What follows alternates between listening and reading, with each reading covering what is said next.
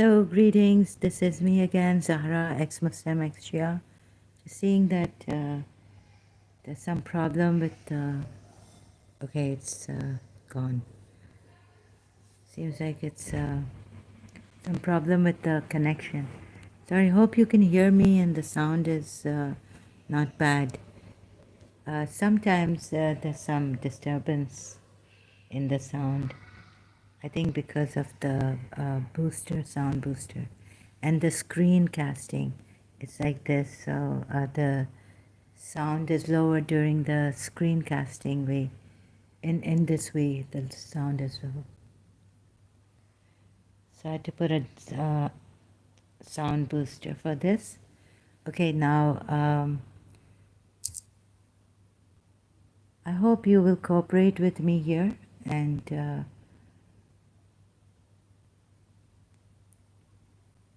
I mean, sorry, I'm quite shocked just thinking of those alims and Shias and the Muslims, the rest of the Muslims fighting for this, sacrificing their lives, putting their lives, devoting their lives to this religion, right?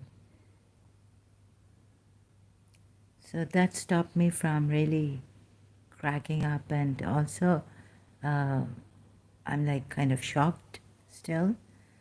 So please cooperate. I really would appreciate your cooperation, your support like this for me.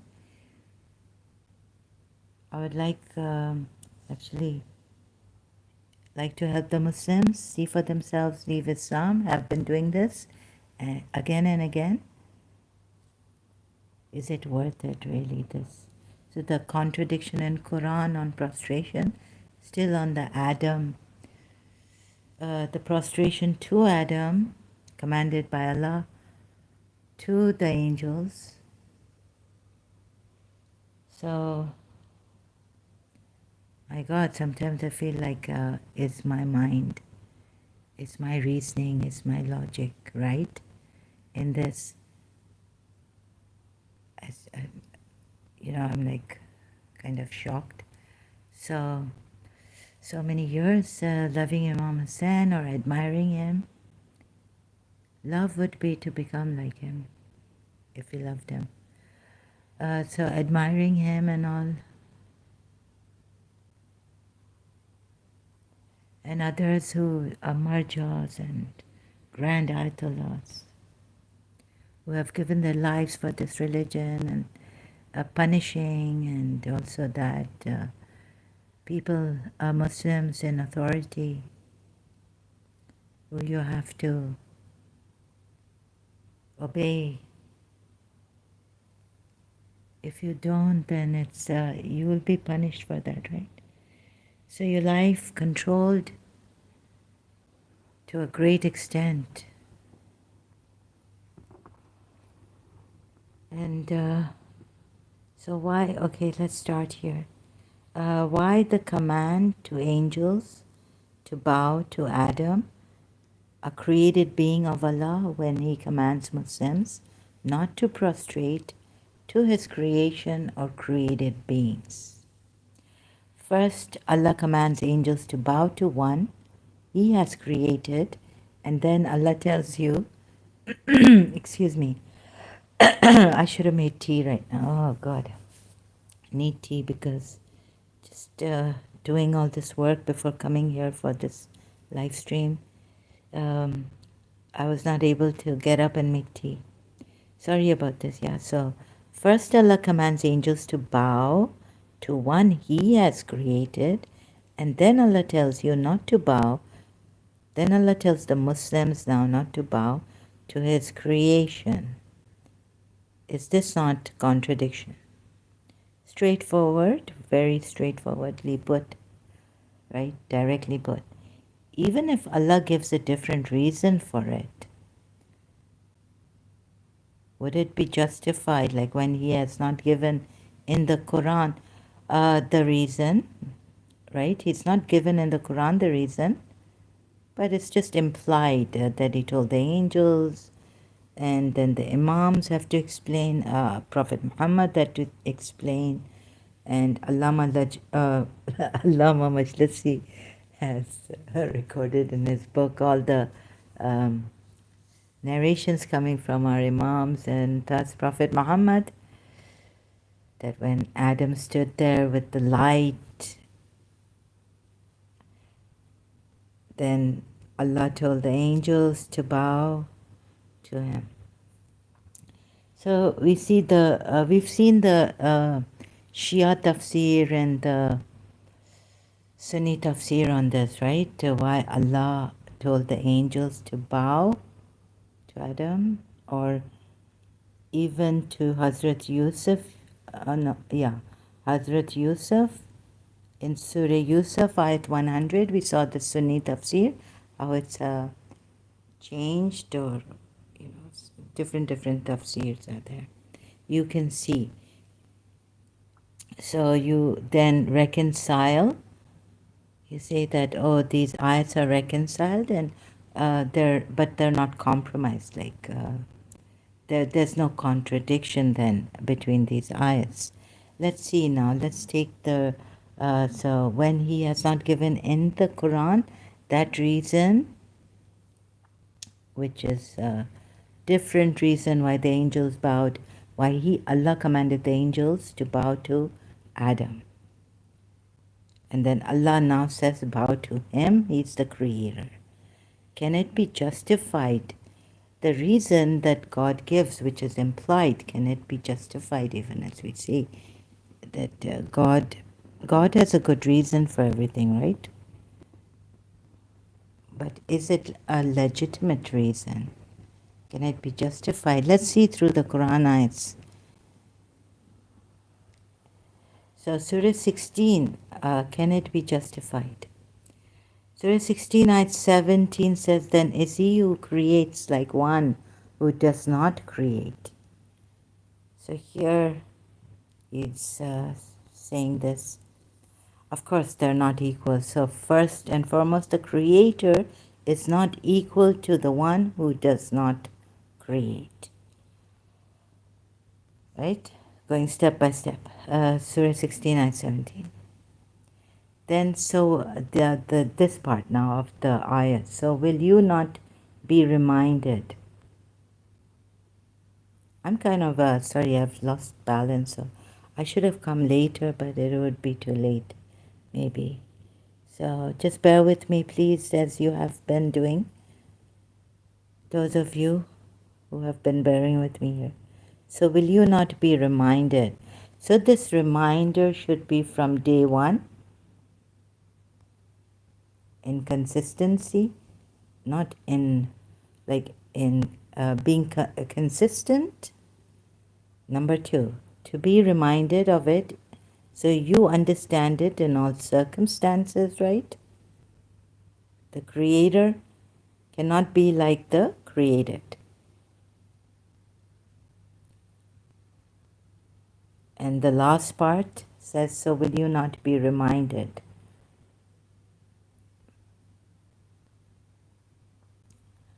Now, since the creator cannot be like the created, and the created cannot be like the creator, then when he says here, in Surah 47, ayat 37, and of his signs are the night and day, the sun and moon. Do not prostrate to the sun or to the moon, but prostrate to Allah, who created them. If it should be him that you worship, so this prostration, sajda, we all know now, by now I hope. If you're new here, you'll have to go to the previous live streams. So do not prostrate to the sun or to the moon, but prostrate to Allah. Now he brings about the one who created, he's the creator, not. So this means don't prostrate to something that has been created by him. Right? This ayat means this.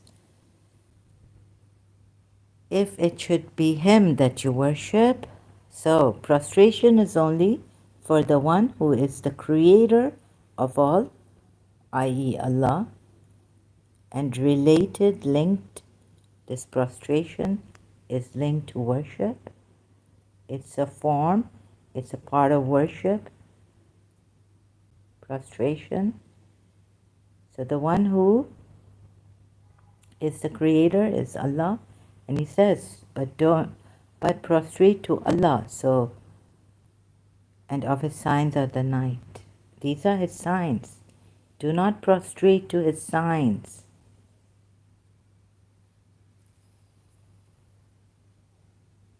And when they are reminded of the signs, they fall down in prostration, weeping. So I'm just thinking what the Shias would say about this, sorry. Okay, let's not go there. So prostration is only for the one who is the creator of Allah. This ayat tells us. Surah 47, ayat 37. Surah 47, ayat 37. And the worship, if it should be him that you worship. So you're not supposed to worship or prostrate to created things or beings. But he doesn't say beings here. He talks about signs, the night and the day. Do not prostrate to the sun or to the moon, but prostrate to Allah who created them. So we jump to the conclusion, we imply what is implied here when he says who created them, that we're not supposed to even bow down, prostrate to the living beings, any animals, any human beings. Moreover, if it should be him that you worship. So worship, we can get this, like Imam Jafar Sadiq has said here, prostration is the highest degree of worship. Right? So it is, prostration is a part of worship, that's sajda. You get this from this ayat or no?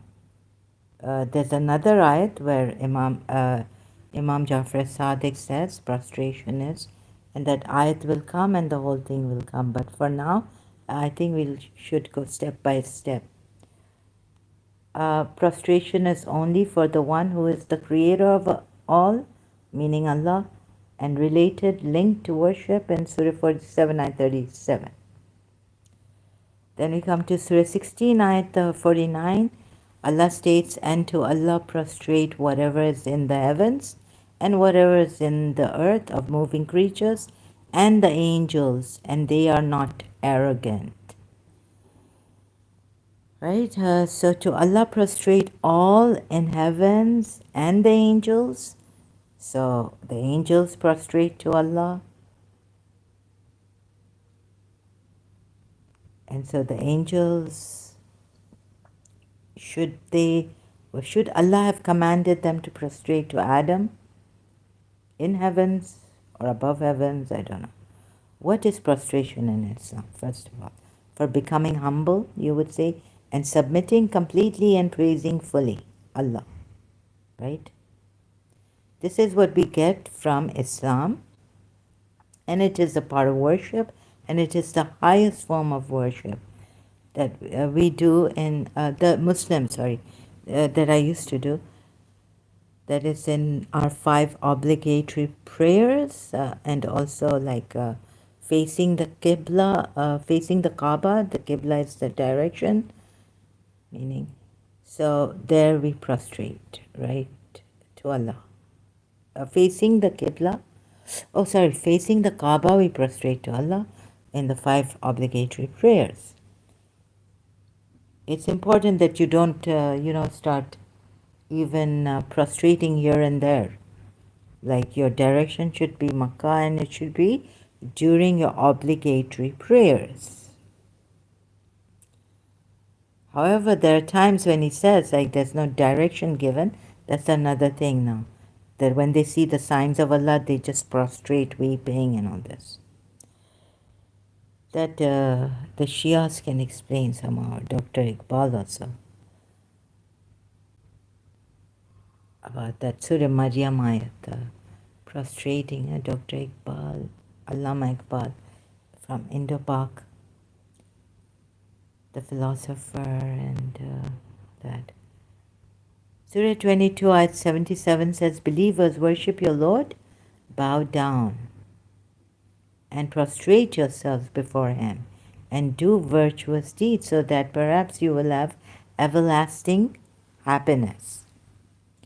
So this ayah tells you for sure that worship is, prostration is a part of worship. That's why Imam Jafar Sadiq, when narrating Imam Jafar Sadiq, it's on this ayat, Surah 22, ayat 77. It is the narration tells us that Imam Jafar al-Sadiq said, prostration is the highest degree of worship that a person can perform. This I've taken from imam-us.org.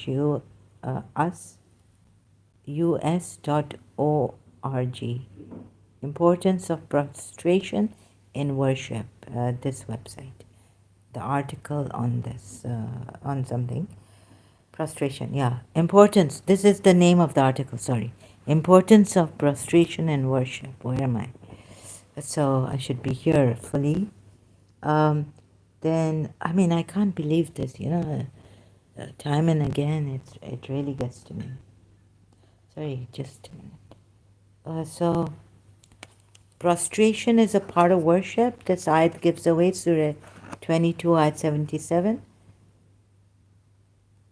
Imam Jafar Sadiq also says, from this ayat, taking it from this ayat, said prostration is the highest degree of worship that a person can perform, highest degree. So prostration is a part of worship. Then taking this ayat and what Imam Jafar Sadiq has explained, the tafsir on this ayat, about this ayat, is Allah asking angels to worship Adam by commanding them to prostrate to Adam. Ask yourselves this. Or just to humble themselves before Adam. Right?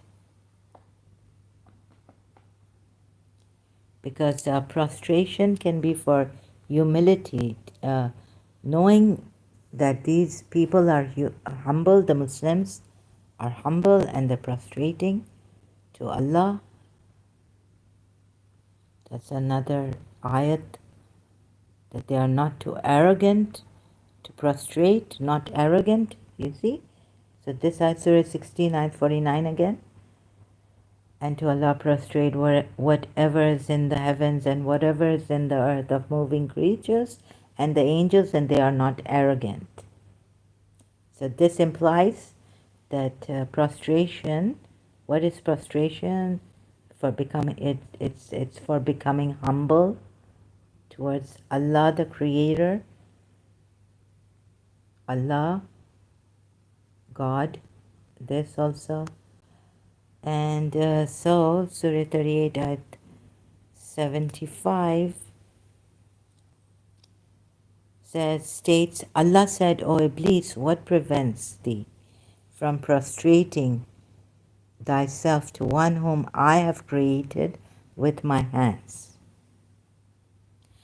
Now here Allah tells Iblis, what stopped you from prostrating yourself to one whom I have created? The stress is on this, right? I have created with my hands. So now we see the prostration of the angels that he commanded. I don't know why a jinni came up like this. This is also something I couldn't understand when I was a Shia. Because a jinn is not an angel. Anyways, that's another point, another contradiction. But prostrating thyself to one whom I have created with my hands. Are you haughty? Art thou haughty? Or art thou one of the high ones? Aleen. Are you, okay, explaining in easy English, are you haughty, proud, arrogant? Are you arrogant, or are you one of the high ones? So the stress is on this, right? That I have created with my hands. First, maybe, or I don't know.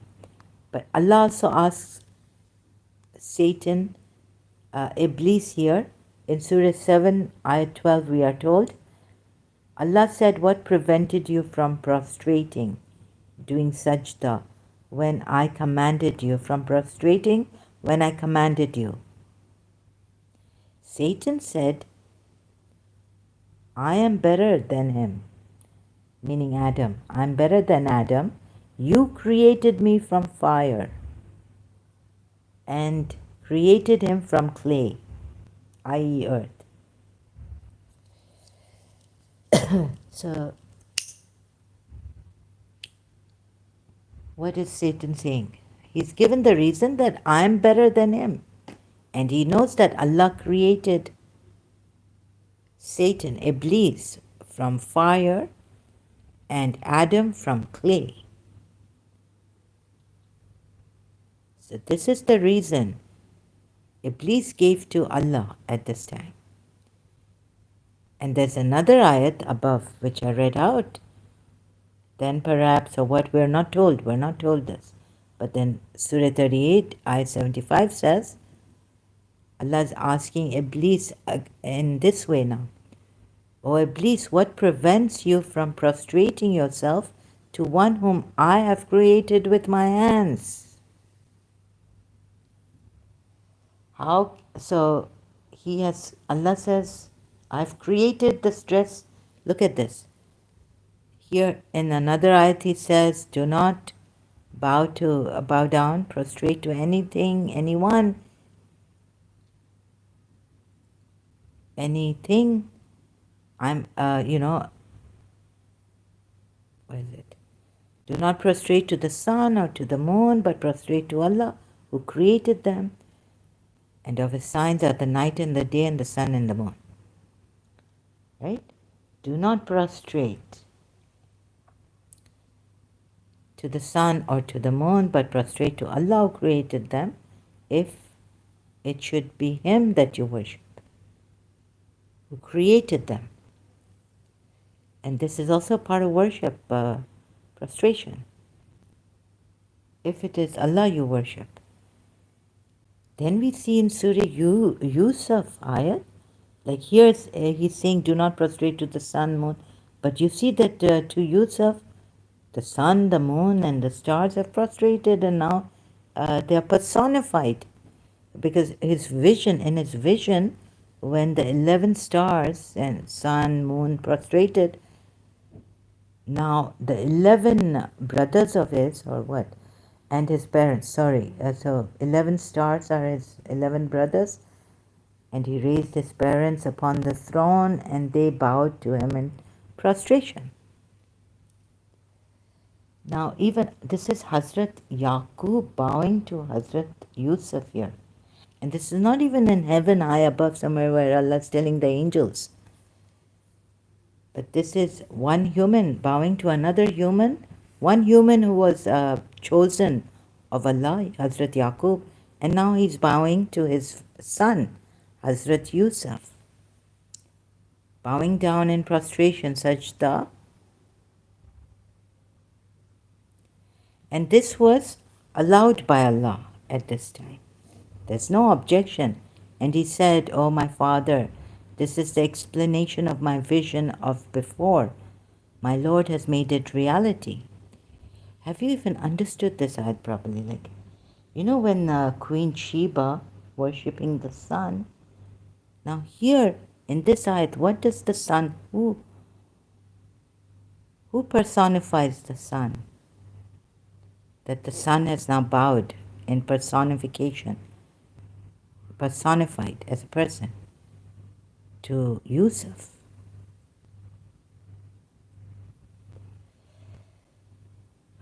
My Lord made it reality. My Lord has made it reality. And he was certainly good to me when he took me out of prison and brought you from Badwan life after Satan had induced estrangement between me and my brothers. Indeed, my Lord is subtle in what he wills. Indeed, it is he who is the knowing, the wise. So you see the Ismaili maybe, the Hikmat, Khana Hikmat may explain this ayat, what it is. But Sunnis, I didn't get it. Personification. Sun, moon, 11 stars. Who is Hazrat Yusuf? What does it make Hazrat Yusuf? If you take all these Quran ayats of prostration and worship to Allah, then is he who creates like one who does not create? So will you not be reminded? So will you not be reminded?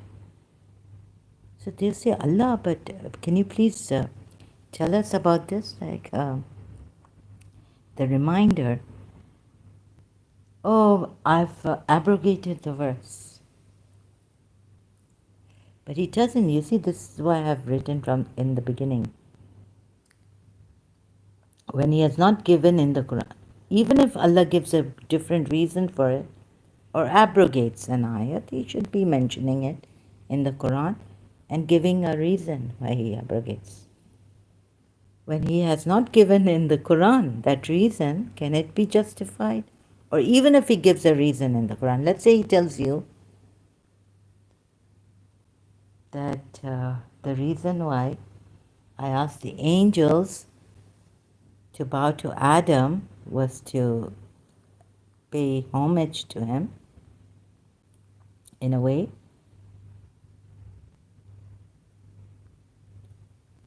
Even if he gives a reason like this, what is the contradiction? But he doesn't in the Quran. And when I allowed, this was in my law, in my this thing, right? In the former scriptures, the law, they could, it was allowed, permitted, prostration, full prostration. Here, Hazrat Yaqub prostrated to Hazrat Yusuf to pay homage.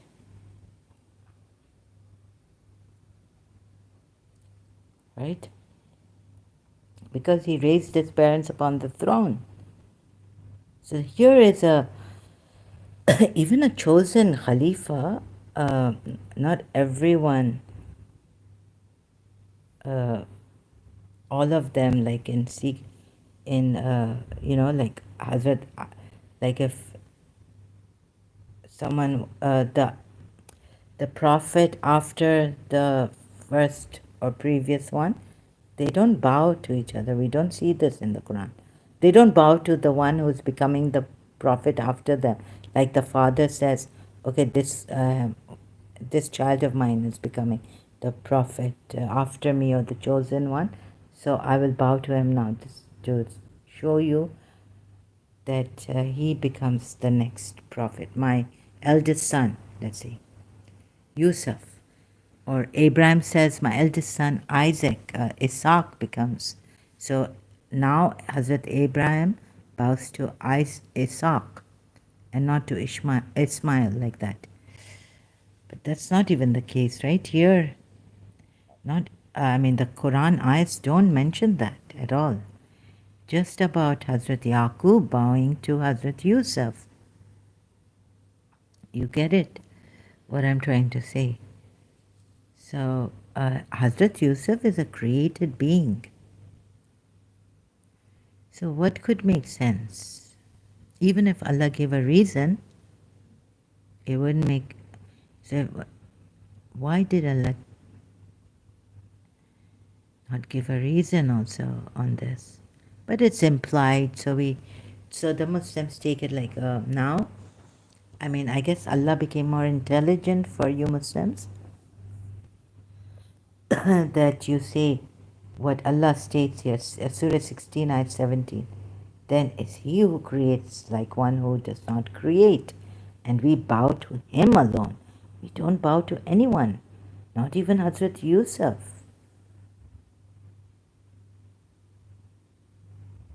Not even someone like Hazrat Yusuf now. You would not bow to Hazrat Yusuf, the created being, even if he is the Khalifa, even if he is the chosen one who guides to the right path by the permission of Allah and the guidance given to him. You wouldn't even bow to Abraham right now if he appeared. And he raised you upon the throne.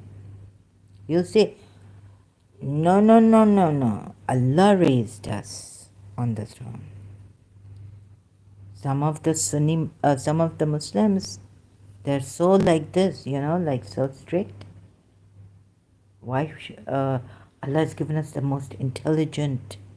This religion is original, and all these people used to do was like what the polytheists used to do is take worship and bow down and all this, but you don't see it.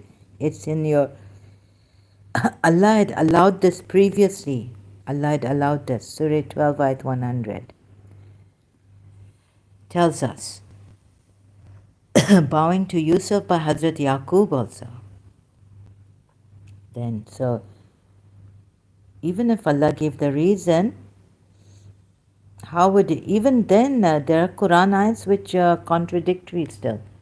Or that I allowed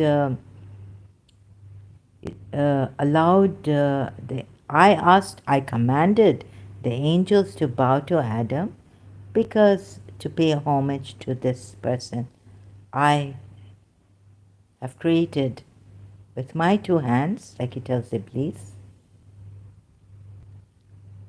pay homage, right? And there are ayats where he tells the polytheists, like for example, who can guide you if, like, is Allah a better guide?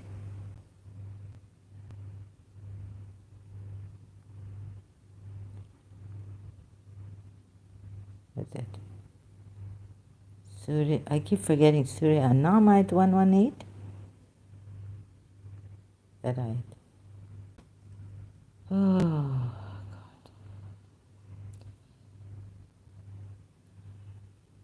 God. It's not your all-knowing God does not simple logic. Oh, here it is, I think.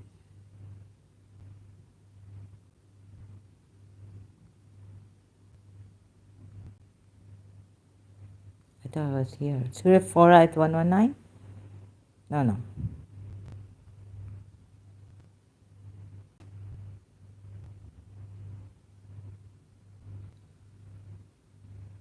Even if he has to abrogate ayats, Surah, which he has stated in Surah 2, Ayat 106, we do not abrogate a verse or cause it to be forgotten, except that we bring forth better than it or similar to it.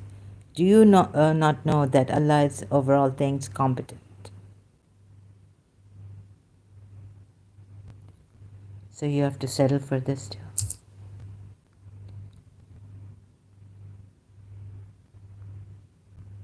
And where are the guides?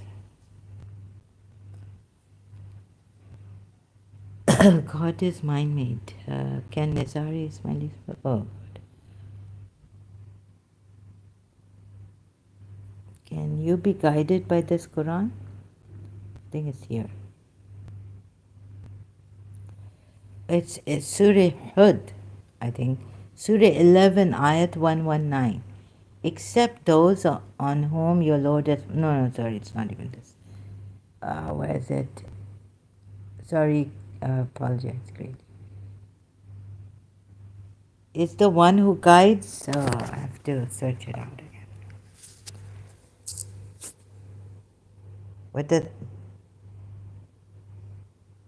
It's the one who guides. What's the Quran ayat now? Allah guides to the truth. Am I confusing you by going this way? Let's see, even if I even find the ayat. Ask them, O Prophet, can any of your associate gods guide to the truth? It's not associate gods, is it? Isn't it just associates? Say, is there of your partners, any who guides to the truth? Say, Allah guides to the truth. For example, like here, you take the other ayat, messengers are sent to guide you. Abraham, follow their guidance or follow their example. Allah guides to the truth. Is then he who guides to the truth more worthy that he should be followed, or he who does not guide unless that he is guided? Then what for you is how you judge? How do you judge? Surah 10, ayat 35. Right? Say, are there of your partners any who guides to the truth? Say, Allah guides to the truth. So, is he who guides to the truth more worthy to be followed, or he who guides not unless he is guided? Who should you follow even? Allah. Why does Prophet Muhammad say in the Quran ayat it's stated, say, follow me, Allah will forgive you your sins and all this. And for guidance, like you see, this is why you should understand that Allah guided those people directly, and now you must follow. You are the followers who follow the guidance of Allah given to you by those who are guided by Allah directly. So there's a contradiction in this. And I'm explaining to you through the Quran ayats. Right? Abraham, no, this. Oh, Noah was inspired, revelation came, make the ark, save the people. When the son did not listen to Noah, what was he told? He was ruined. He was drowned in the water. He betook himself to the mountain. And then Allah tells him that he's not one of your family members. Right? So, Noah was there to guide, right? Even like implied, if you, now, does not that, those ayats go against this ayat, contradiction and contradiction? Say, Allah guides to the truth. So, is he who guides to the truth more worthy to be followed, or he who guides not unless he is guided? Then, what is with you? How do you judge? Grand Ayatollahs, Shia, Marjas, Imams of the 12 Shias, Ismaili Imam, Boris, please see this. Sorry, with respect, with due respect. What in the world? Anything else I need to explain? Look at these Quran ayats. Do you not see, Surah 22, ayat 18. Do you not see that to Allah prostrate whoever is in the heavens and whoever is on the earth and the sun? Whoever. And the moon and the stars, the mountains, the trees, the moving creatures, meaning the living beings and many of the people. And the people, many, not all, but many. I don't know what he meant by this. Because some disbelievers say, oh, what he meant by this is some people have free will. They don't submit to Allah's will, so they do not bow to Allah. So many of the people, but not all of the people, well put. So even the people are bowing to Allah, right? Oh God, I just dropped something here. Even the people are bowing to Allah, right?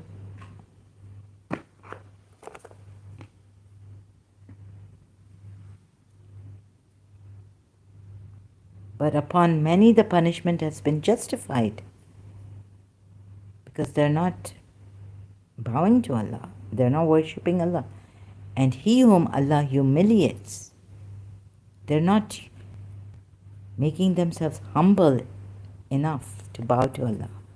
Bowing is, that shows that they are humble, right?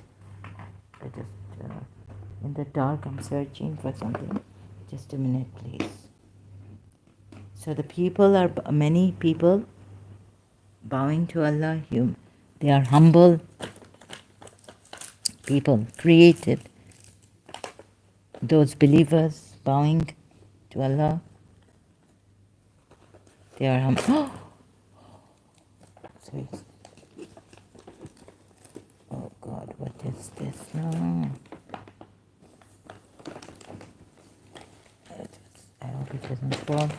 I'm just looking for this something here.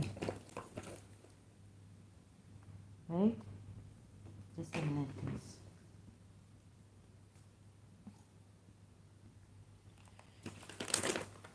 Now,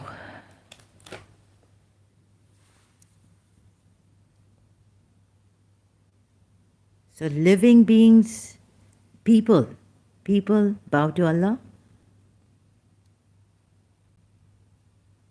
For him there is no bestower of honor.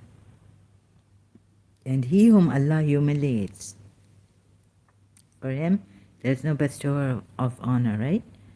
Maybe what he's saying is that these people, those who do not bow to Allah, they are not humble. So the punishment is justified. They are proud like shaitan. And they will be humiliated, that's why. For him there is no bestower of honor. Indeed, Allah does what he wills. Surah 16, Ayat 48 says, have they not considered what things Allah has created? Their shadows inclined to the right and to the left, prostrating to Allah while they are humble. Right? So, those who prostrate to Allah are humble, and this prostration means being humble, shows that you are humble.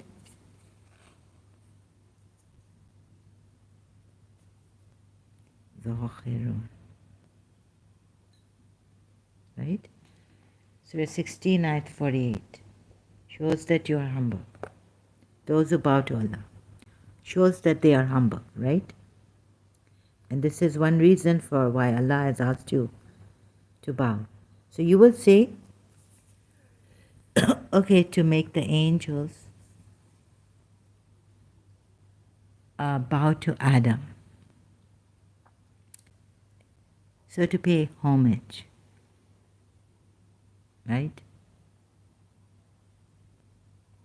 To a created being.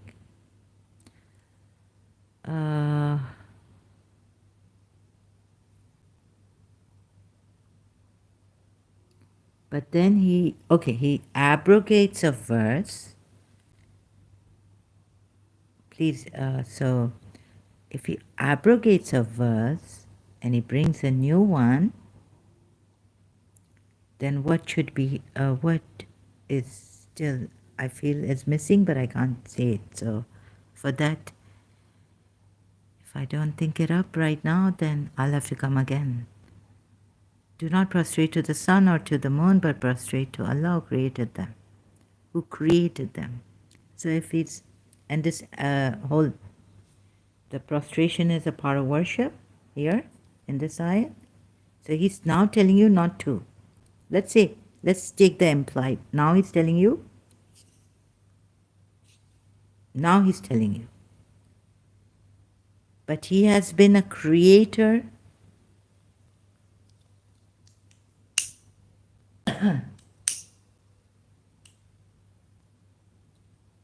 And when he was a creator, he was a creator. So he shouldn't say now that the reason for the prostration is because he created them. Oh, I got it now. Okay, right? Because when he told the angels, commanding the angels to prostrate to Adam, he told Iblis what? When Iblis told him, you created me from fire and created Adam from clay. Then he asks Iblis, he says, what made you not bow down to Adam, the one whom I created with my own two hands, with my hands, sorry, not two, but my hands. I created.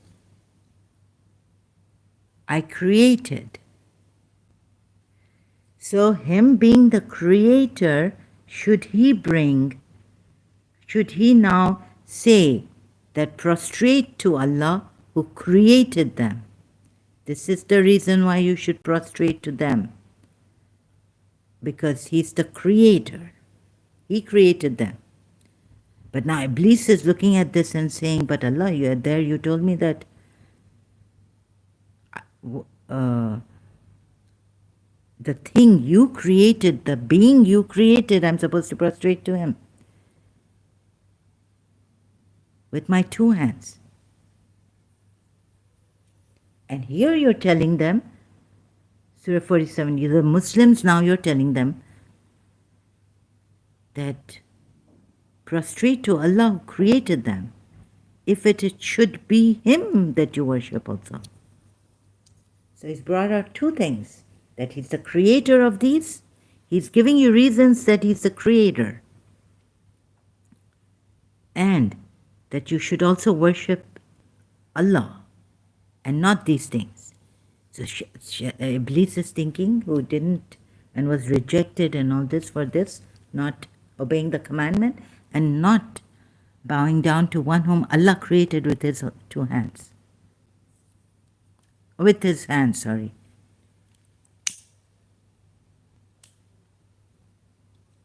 That Iblis says that this is what I was telling you, tried to tell you, that I will not worship, but you're telling me to pay homage to him, become humble to him. I only worship you, and I bow down to you.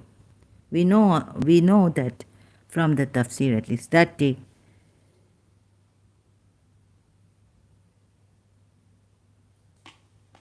Right? Now giving us, this is a flimsy reason. This is not a legitimate reason. Thus, can it be justified, even if Allah tells us? But look at the reason he's given, why he changed, abrogated.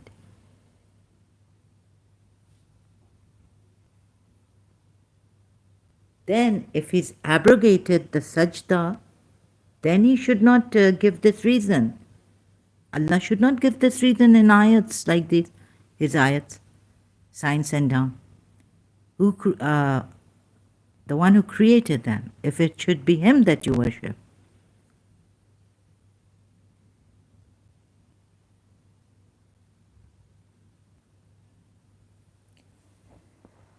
Any Muslim here who could see this and leave Islam right now? See the contradiction. Any objections? Any more? Any? Like I've got it wrong still. If you have understood this, please let me know. Your honest understanding. Honestly.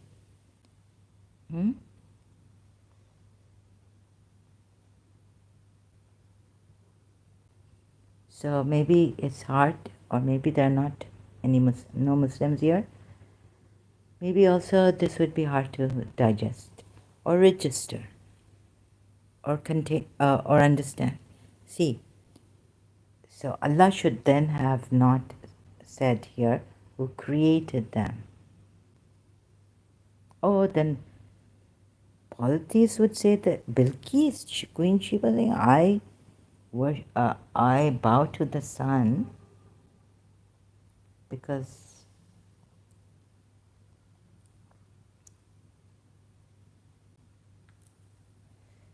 Allah told me to bow to the commanded that I be so humble that I bow to the sun because the sun is this, the sun is life giver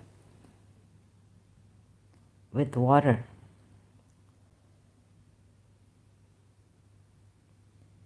Right?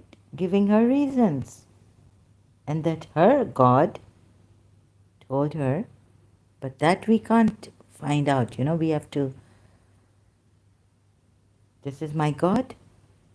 No, it may not be her God, Supreme God, Creator God. It may be that God has told her, like He told the angels to bow to Adam. God told her to bow to the sun. For example, I'm just, let's go deep. Like, I'm not saying that it's the truth, but let's say this thing that He has done here in the Quran ayat. Sorry, you have to think like that. You have to stretch your thinking. That can a religion, let's say, says it's not it's not my, like, let's say I say, taking these examples, we can go deep and say that why couldn't Allah say, okay, you worship, I mean, what can the sun do to you? It can scorch you, it can give you but sun is life giver, right? So bow to the sun every day, like, it's God's creation. God's creation. This is how someone else could be seeing it.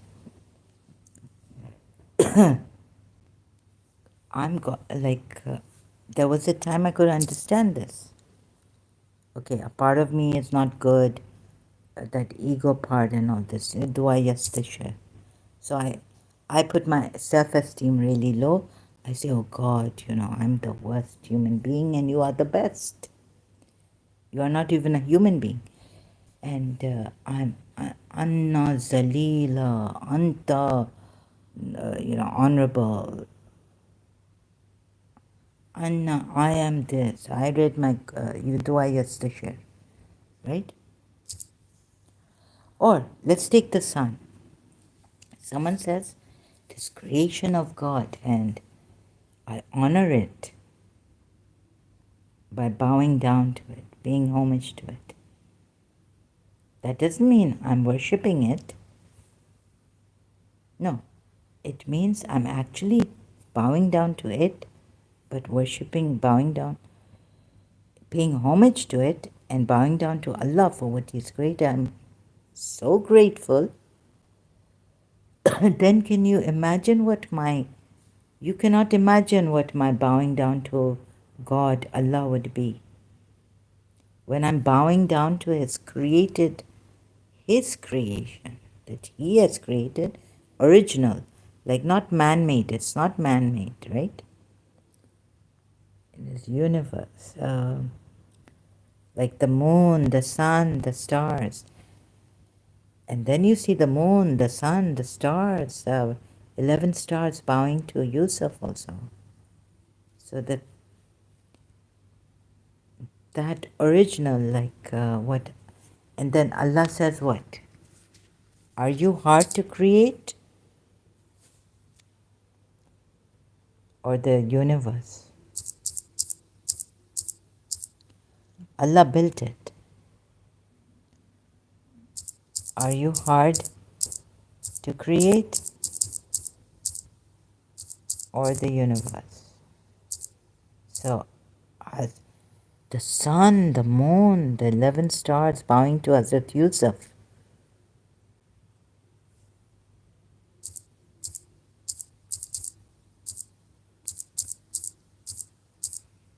Surah Qiyamah.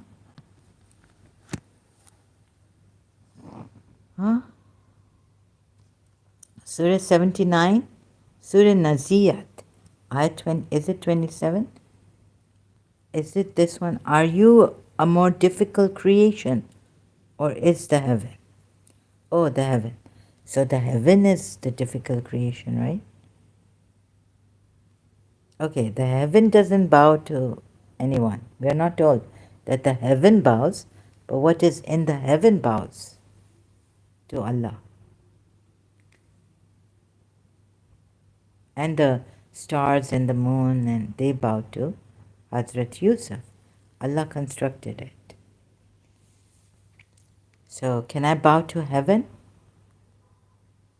But the point here was that Hazrat Yusuf, a living being,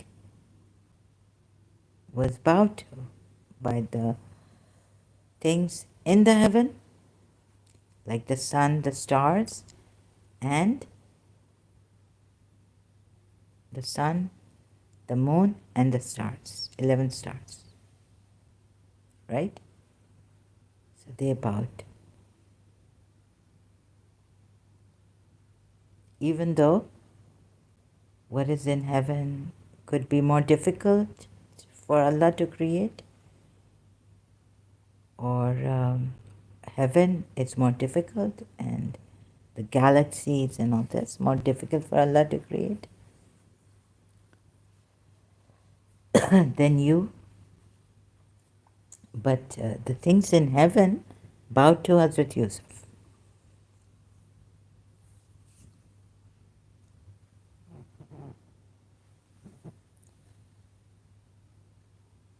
Humbled themselves to Hazrat Yusuf in his vision, which Allah made come true.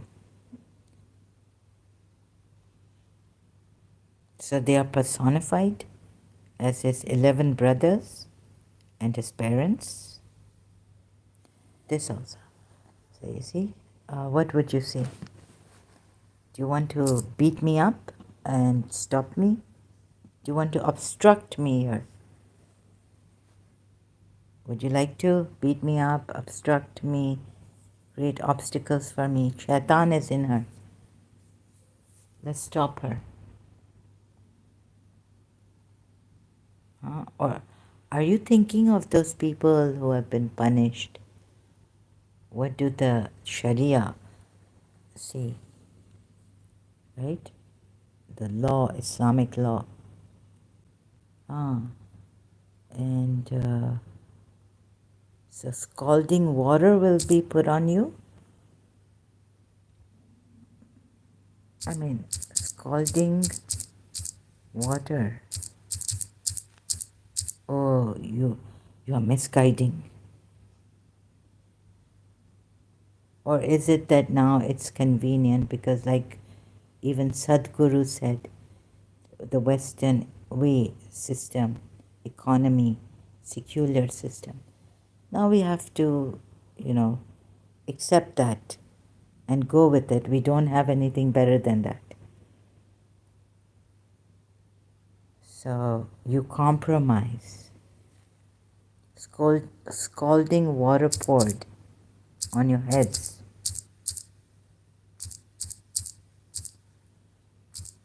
So this Allah does, but how will you be punished? Like your hands will be for, you, and adultery. Imagine how many in Saudi Arabia, where in the Islamic world countries, these two over the heads, for them will be cut out a garment of fire.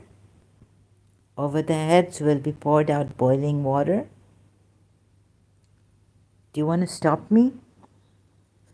Because you're scared of this? And you're scared for my life too in the hereafter, what will happen to me, how I will be punished? These twain, the believers and the disbelievers, are two opponents who contend concerning the Lord. But as for those who disbelieve, garments of fire will be cut out for them. Boiling fluid will be poured down on their heads, whereby that which is in the bellies and the skins too will be melted. and for them are hooked rods of iron. Are you scared for me and the others who I may have made ex-Muslims?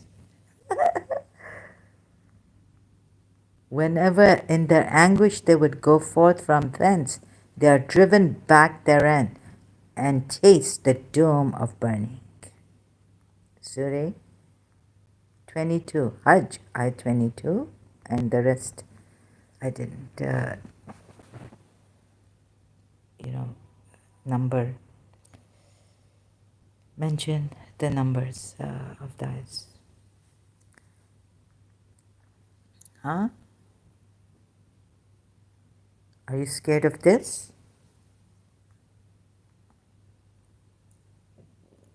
Is this your Allah? Like, or do you have any regard for the adulteress, this kind of punishment? She deserves, or he deserves? I mean, he will. Oh. The unmarried woman or unmarried man found guilty of sexual intercourse, lash each one of them with 100 lashes. For how long this has been going on, and do not be taken by pity for them in the religion, i.e. law of Allah. If you should believe in Allah and the last day, and let a group of the believers witness their punishment.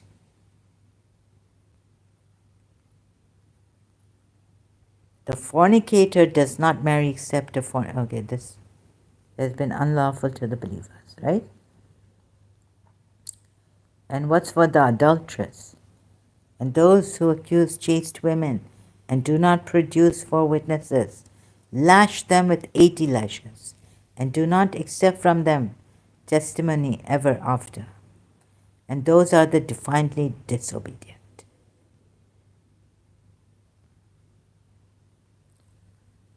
Are you thinking of these people, or your own interest, or you're scared, or my interest also, and you want to save me from the scalding fire that will be poured on my head and clothes on fire? Or that now it's been done? No. You see, there's no compromise, nothing for this. Your Allah, shouldn't he? Speak the truth. Don't lie against Allah. He who lies, forges lies against Allah.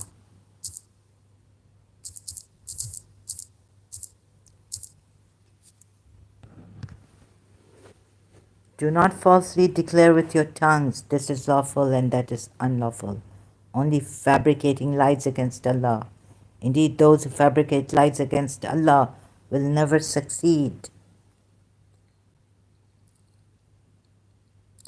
And who does more wrong than he who invents a lie against Allah and will be brought before their Lord, and the witnesses will say, these are? Are you not scared of? No. You are only scared of your Allah and no one else, right? You don't consider the truth, justice, or your Allah is telling the truth, and how shall I say it? You are not, let believers witness, so what? You have to be hard-hearted. See them getting lashes. Patak, patak. 80 lashes, 100 lashes. Let some believers witness. Cut the cow's head during Eid. Let your children witness. And who is more unjust than he who invents a lie about Allah? Those will be presented before the Lord, and the witnesses will say, these are the ones who lied against the Lord. Unquestionably, the curse of Allah is upon the wrongdoers.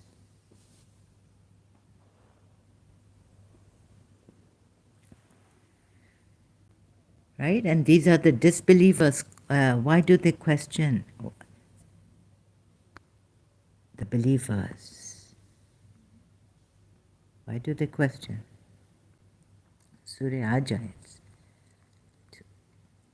These two are two opponents who contend concerning their Lord. But as for those who disbelieve, garments of fire will be cut out for them. Boiling fluid will be poured down on their heads. Right? These two opponents dispute concerning their Lord.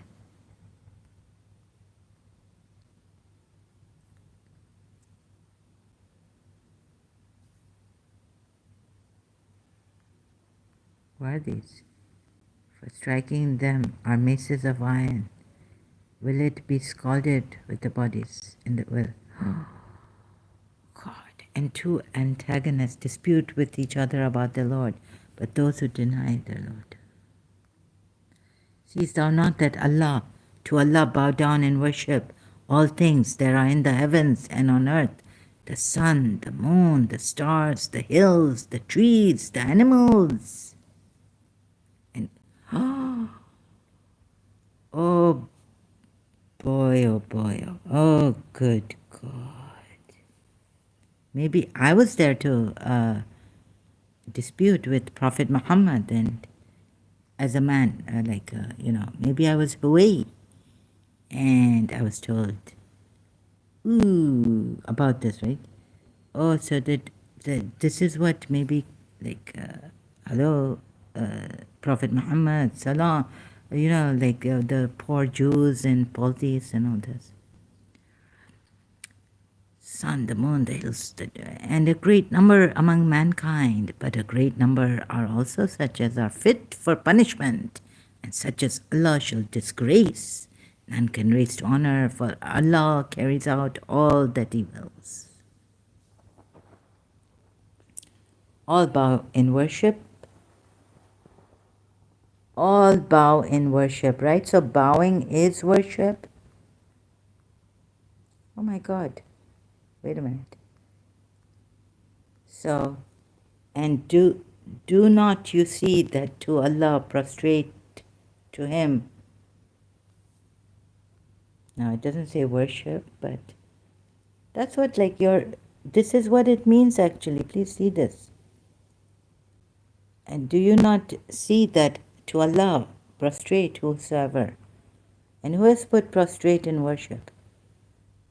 So you take the other eyes. Oh, Yusuf Ali. Yusuf Ali, right? And there are these two. Oh, these poor opponents, disbelievers who try to tell Prophet Muhammad, scalding water, they were told, and they'll be like, what are these garments of fire, like tailored for those. So there will be clothes full of fire. Now tell me, what a strict thing, right? What a punishment, terrible, horrifying. Now tell me, who will be in that? The one who believes in it, right? That he scared the disbelievers, those who were disputing with him.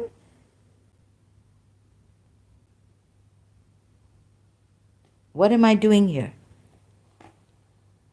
Academically. Allah said, and what did Allah say in the Quran? In the Quran? Oh my God, I'm so, I can't speak right now properly. So what's that ayat, the Surah? Nisa, ayat 82, about the much,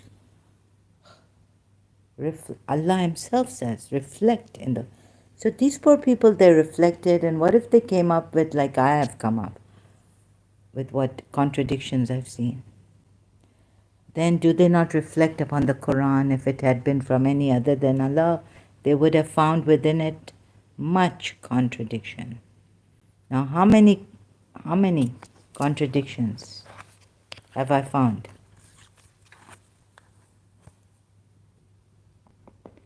And now we've come to this. So do you think that scolding what you would say, oh, she has Surah Hajjat. These two kinds of people disagree about the Lord. Garments of fire will be tailored for those who disbelieve. Scalding water will be poured over their heads. They are told, Baba, bow. Seest thou not? Do you not see that to Allah bow down and worship all things? All things? The moon, the sun. Well, the sun, the moon, the stars. Once upon a time, bow down to Hazrat Yusuf in his dream. And then that came true, like in a way that the father, Hazrat Yaqub, is bowing to Hazrat Yusuf. And how can they see? How can you see? Let's see if this a little bit. How can they see?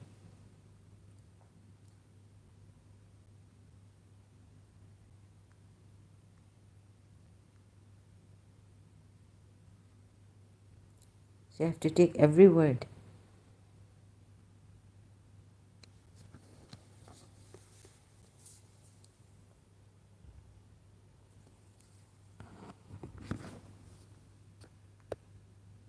There are ayats here. Indeed, we have produced the women of paradise in new creation. Indeed, all created with predestined. All are predestined. Kulli shayn, all things. Predestination means they've given a physical power, energy, and yes, I don't know. Anyways, and we did certainly create.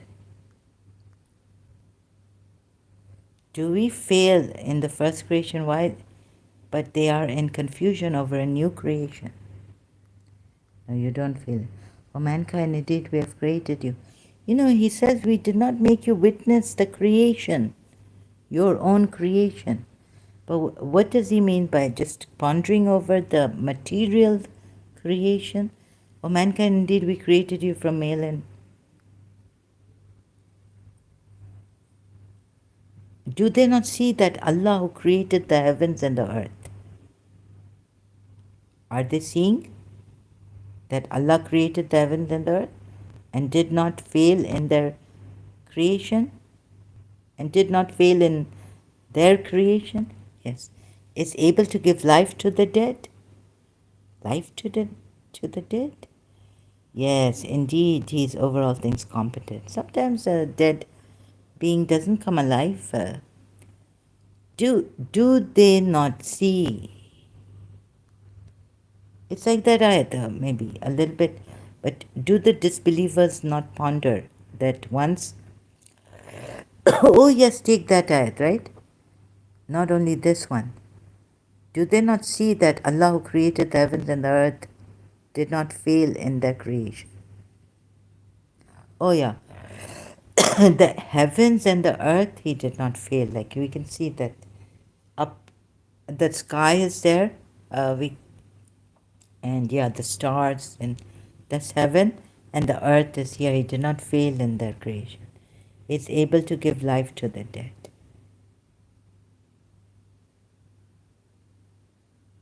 How many times does he give life to the dead? Not everyone can say that he's able to give life to the dead, right? Oh yes, but he can. Yeah. Maybe not this one. It's going to be difficult for me to... I might go into a logical fallacy on this. And they have made the angels who are servants of the most merciful females. Did they witness their creation? Their testimony will be recorded and they will be questioned.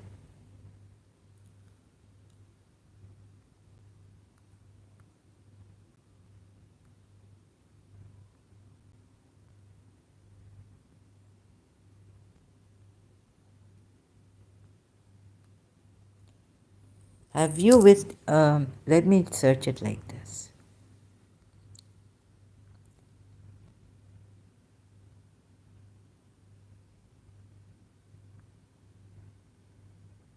The creation of heavens and earth is greater than the creation of mankind. This I do, but most people do not know.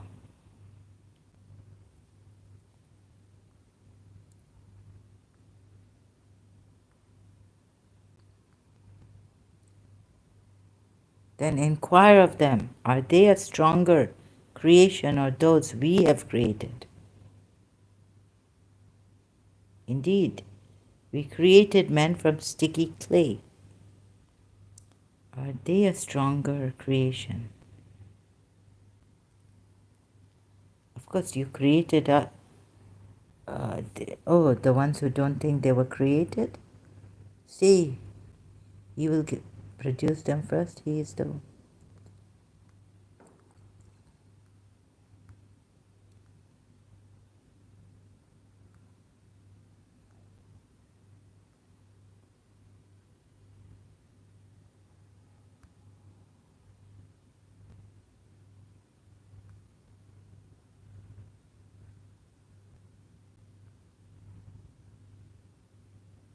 No. I need to search out something. So please get this, digest it, try to, I hope I've made it more clear. If not, even about the abrogation. He is the creator, right? And he tells Iblis to, what made you not prostrate to one I have created with my two hands? So he uses the creation of his, and then he says, I've created these things, don't bow to them. Isn't that a contradiction?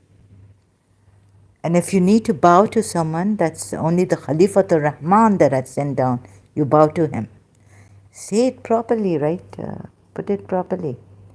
I did not make them witness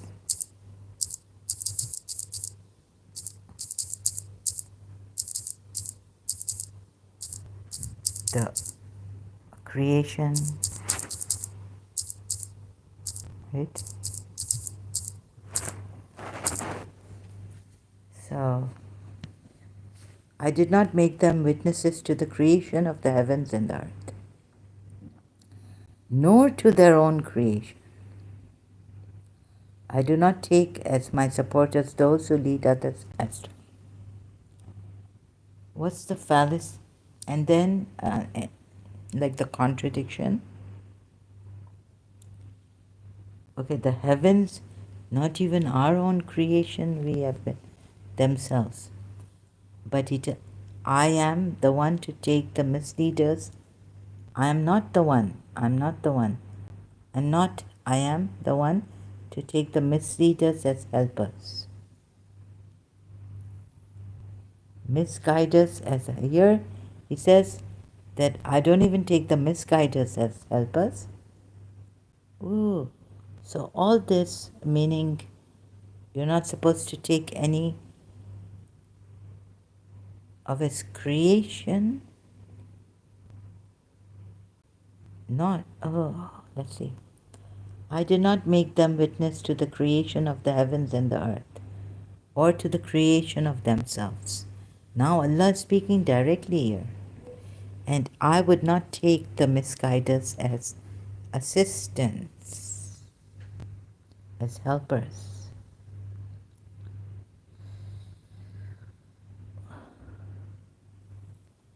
Who's Allah saying this? Yes, Allah saying, I did not make them witness, right? I'm a little bit, behold, we said to the angels, bow down to Adam. They bowed down, except Iblis. He was one of the jinns and he broke the command of his Lord. Will you then take him and his progeny as protectors rather than me? Okay. Now, who have you taken as who has your prophet taken as protectors? Apart from Allah, with Allah? Surah 66, Ayat 4. come like this also.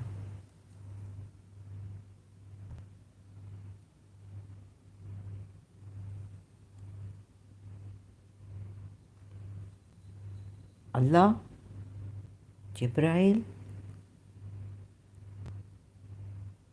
protect us rather than me.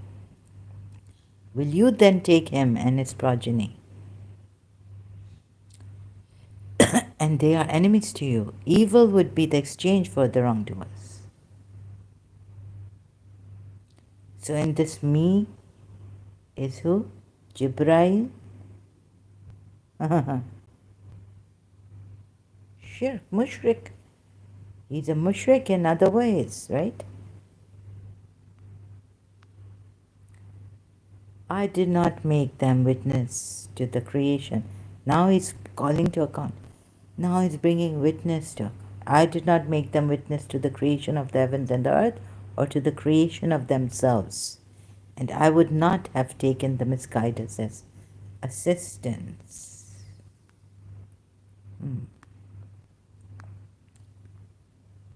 Misguiders as assistants. And warn the day when he will say, call my partners whom you claimed, and they will invoke them, but they will not respond to them, and we will put between them destruction. And the criminals will see the fire and will be certain that they are to fall therein. See how much punishment. Look at the fear. Look at how much. What shall I say? And they will not find from it a way elsewhere. So now they will be put in the fire, these criminals who don't take Allah, who call on other partners, call on those whom you thought to be my partners. Now, wait a minute. Then who are his partners in the hell for the Prophet?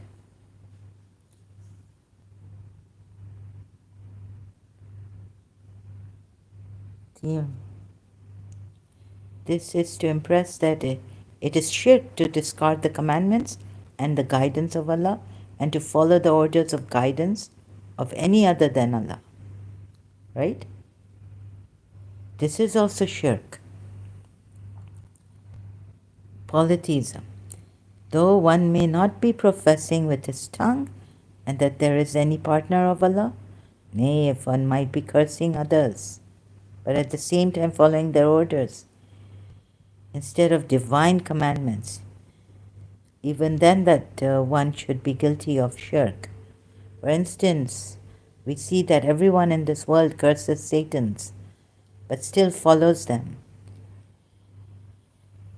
According to the Quran, in spite of cursing them, if people follow Satan's, they shall be guilty of setting up Satan's as partners with Allah.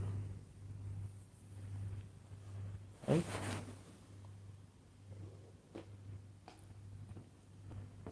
So you do not follow, you should not follow. It's shirk, it's polytheism if you follow the guidance of others whom He has created, right? He does not take help from anyone.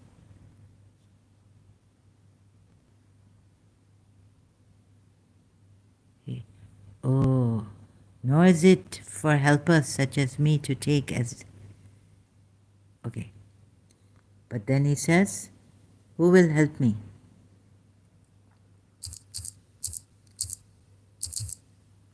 Who will help me? And he doesn't even acknowledge that he's made angels, like he alone. What can he do? Alone, right? Without angels helping him. And he calls on the angels.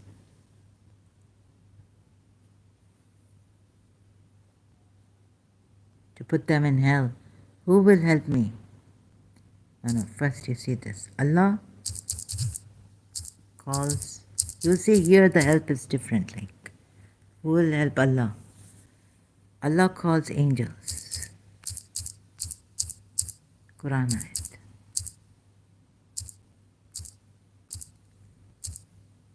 So many contradictions. Whoever is an enemy to Allah and His angels and His messengers and Gabriel and Michael,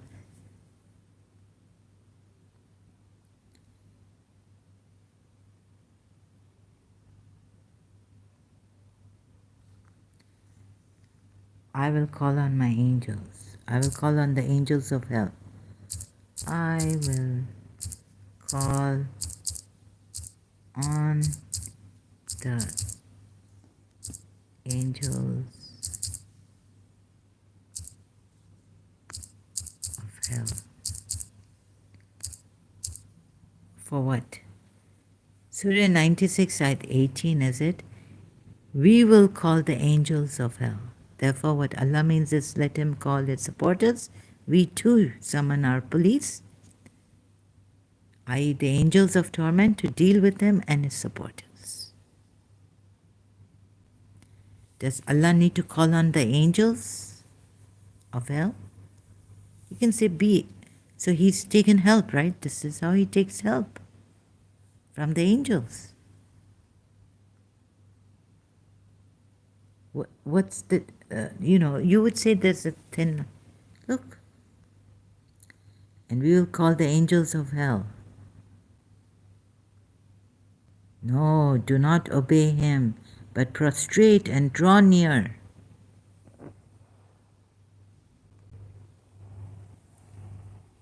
Sajda comes in, right? And obeying no one, like, but Allah. So bow to in adoration to Allah, meaning, Muhammad, never yield to him. Prostrate yourself and try to come closer to God. Or do not obey him, yani Abu Jahal. Fall prostrate and draw near to Allah. So prostration can also bring you close to Allah. Oh my God. Then let him call his associates. A lying, sinning forelock. Look, what you're. So, Prophet Muhammad turns out to be this, and you're Allah. What he has done with this, Allah, true God. Then he should be the one for this, deserving this, what he has made others. What he has told others they deserve, the disbelievers and lying and the zani and qattab, liars. Let them call upon their counsel.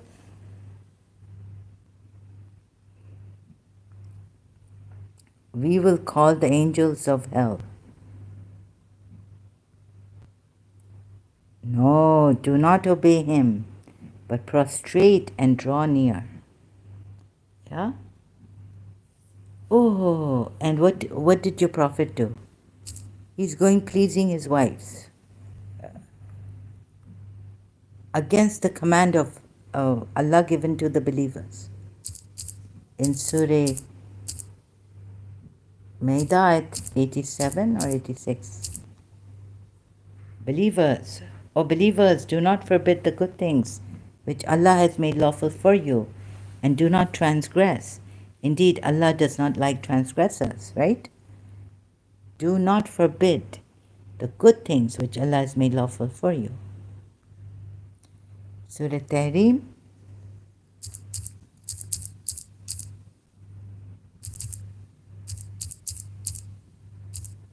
Ayat 1. And he's even sworn by Allah, taken an oath. Ya ayyuha. Sorry, excuse me. Sorry, this was a mistake again. I should be careful. O Prophet, why do you prohibit what has made lawful Allah for you, seeking to please your wives? Mardada. And Allah is of forgiving, most merciful. Mardada. Mardiya, Raziya, wal Mardiya. Surah Fajr ayats. Come, enter my heaven, because well pleased with Allah and Allah well pleased with you. But you're supposed to please Allah, right? In this, not like this, Prophet. So this also, they're going back. Now you see. Oh God. What would you see? Hmm? About this. Sorry. Where was that?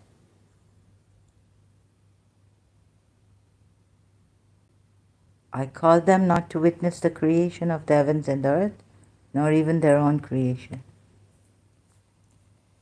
Nor is it for helpers such as me to take as lead astray.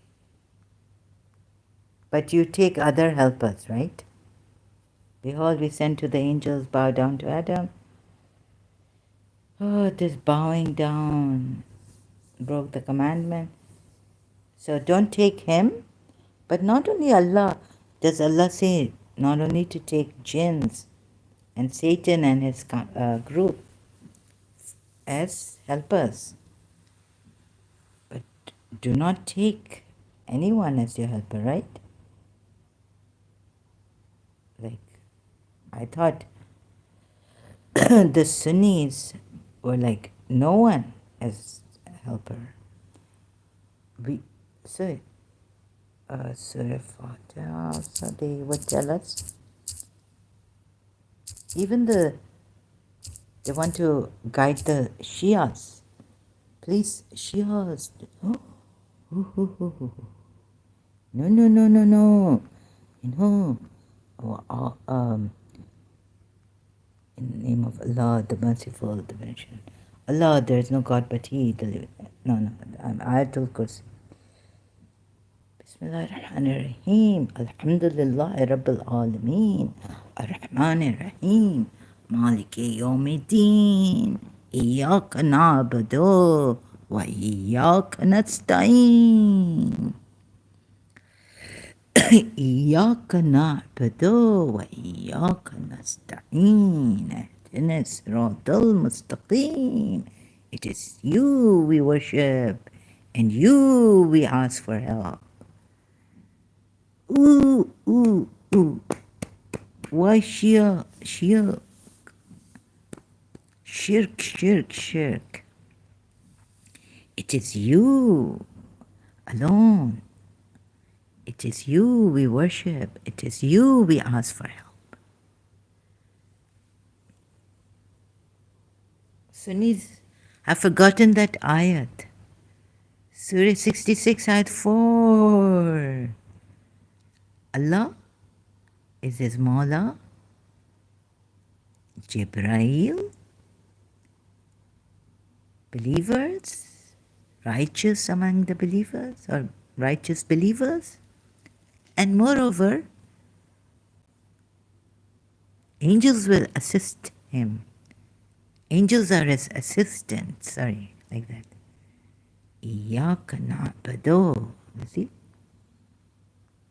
Iyaka na'budu wa iyaka nasta'in. Iyaka na'budu. Shias.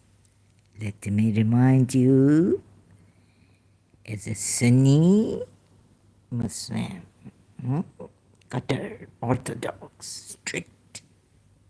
Save yourselves, don't call Ali. There is no one to help you, no angel, no. Don't say Ya Rasulullah even. It's shirk. Don't call Rasulullah. Anyways, Rasulullah couldn't help himself against his wives. Right? Iyaka na'budu wa iyaka nasta'in. Okay? You see this? What plight of some Muslims against their... You not understand properly.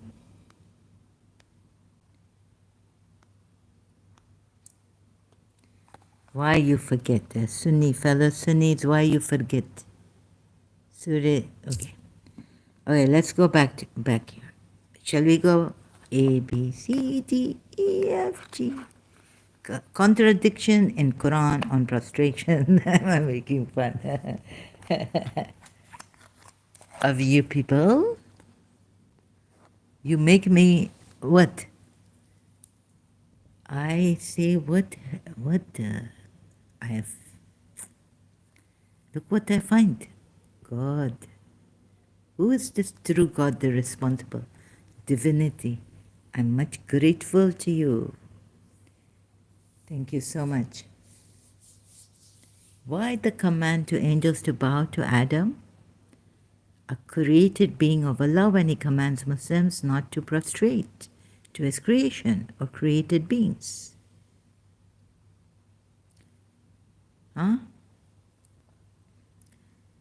Oh, I know.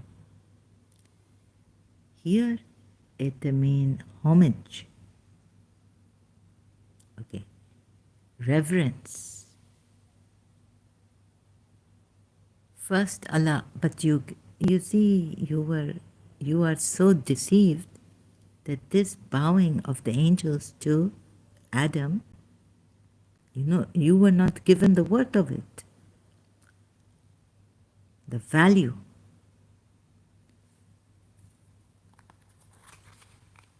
Right? See, now you are made to do what Shaitan didn't want to do. And so you're made to do what Shaitan didn't want to do, didn't do. That's what you are made to do.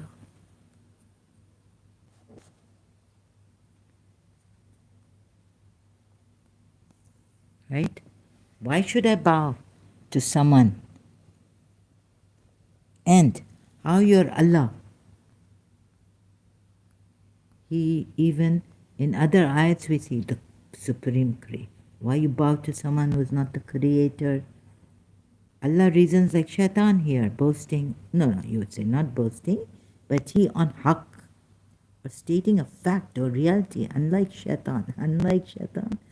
But maybe Shaitan also stated a reality, because fire, he realized that fire greater than clay. And they watch you from where you don't even watch them. You can't watch them. The unseen. And only Allah is the knower of the unseen, right? But they're at a place where you can't see them. Fear Allah, unseen Shaitan, where they can see you. So maybe Shaitan right about this, that you created me from fire and created him from clay. And this is what your Allah does. Here, Quran ayat Surah 16, ayat 17. Then is he who creates like one who does not create. So he takes himself in the beginning and says, I'm the creator. So will you not be reminded? Yes, we are reminded, but once upon a time, even you created this Adam, and you told Shaitan you told angels to prostrate. Somehow Shaitan came up, Iblis came up, I don't know. Okay, and then you Surah 16 and 17, and then you're saying, prostrating thyself to one whom I have created with my hands, Surah 38 at 75. Believers, worship your Lord, bow down and prostrate yourselves before him, Surah 22 ayat 77. And to Allah prostrate whatever angels, and they are not arrogant. Do not prostrate, here, Surah 47 ayat 37. Now why Allah telling you, and of his signs are the night and day and the sun and moon. Do not prostrate to the sun or to the moon, but prostrate to Allah, who created them. If it should be him that you worship. This reason Allah giving you very flimsy when it goes to the time he mentions about giving a command to the angels to bow to him. Oh, sorry, to Adam. Could Adam be him in form now? You see? He's able, he's competent to do anything. Could he have made his form and put all that power in one man, Adam? Yet he got, of course, deceived by Satan. So the ayats don't make sense. Just trying to. So this, how long will it take for you to see this? But this point here, how long will it take for you to see? Who created them? Yes, I also created Adam, and I asked the angels to bow to Adam. Now I'm asking you to bow to me. Prostrate to Allah, who created them. If it should, this also he uses. So prostrate to Allah who created them. Then why did you ask the angels to bow to a created being of yours? Here you're saying prostrate to Allah who created them. This Muslims have taken that you're not supposed to bow to anyone, mostly. And what the Shias have taken it as is that you can bow to... No, wait. So what does Allama Iqbal say? How have the Muslims taken it? Right? Tribute to Fatima Zahra.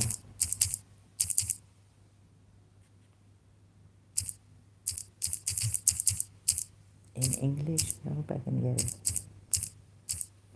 Maryam as Yak Nisbat. In the end, what does he say?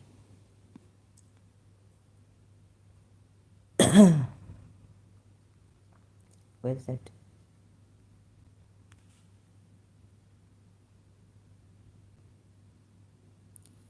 If Allah had allowed me a sajda, prostration, who would have I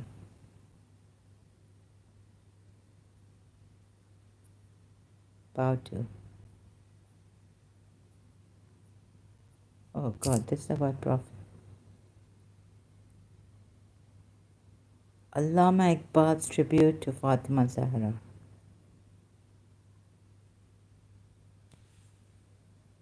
Blogger.com.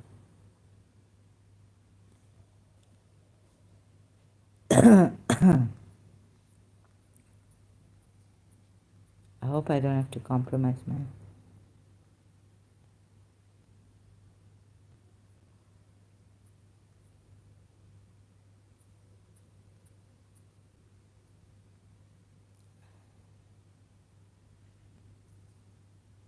No. Can't find it, sorry. So if one sajda was allowed in Islam, right, I would have bowed to her, Dr. Iqbal says.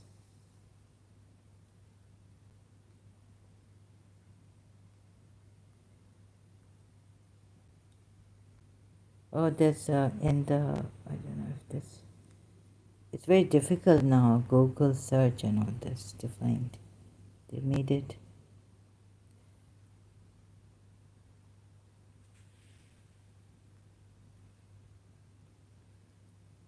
Wait, here it is. But it's in. So, chanted the book, she crowned the only. Together, God secure Prophet's highest behest, as I surely gone about her tomb and fallen prostrate, worshipping her dust. Right? Here, together as they glistened on and rain. Okay. God's law of fetters locks about my feet to guard secure the Prophet's highest behest. behest, else had I surely gone about her true tomb and fallen prostrate, worshipping her dust. Maryamas yak nisbat hast. Fatima. Mary is hallowed in one line alone, that she bore Jesus. Fatima in three, for she was the sweet delight of him who came a mercy to all living beings, leader former as of latter saints, who breathed new spirit into the dead world and brought to birth the age of a new law. His lady, she whose regal diadem God's words adorn, had there come any time, the chosen one, resolver of all knots. Now it talks about Imam Ali before her father, and the hard perplexities, the lion of God, Asadullah, and emperor, as it goes on. And then the love train, Imam Hassan, her son, then Imam Hussein. Fatima the chaste, her heart so grieved. She stripped her cloak and sold it to a Jew. Right? So there's all. You see, but it's about the sajda. So just to make sure that you know this about Fatima, Allama Iqbal, Dr. Iqbal.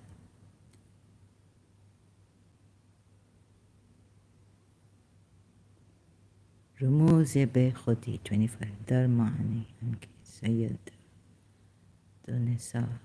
سیدت النساء فاطمة الزهراء سواك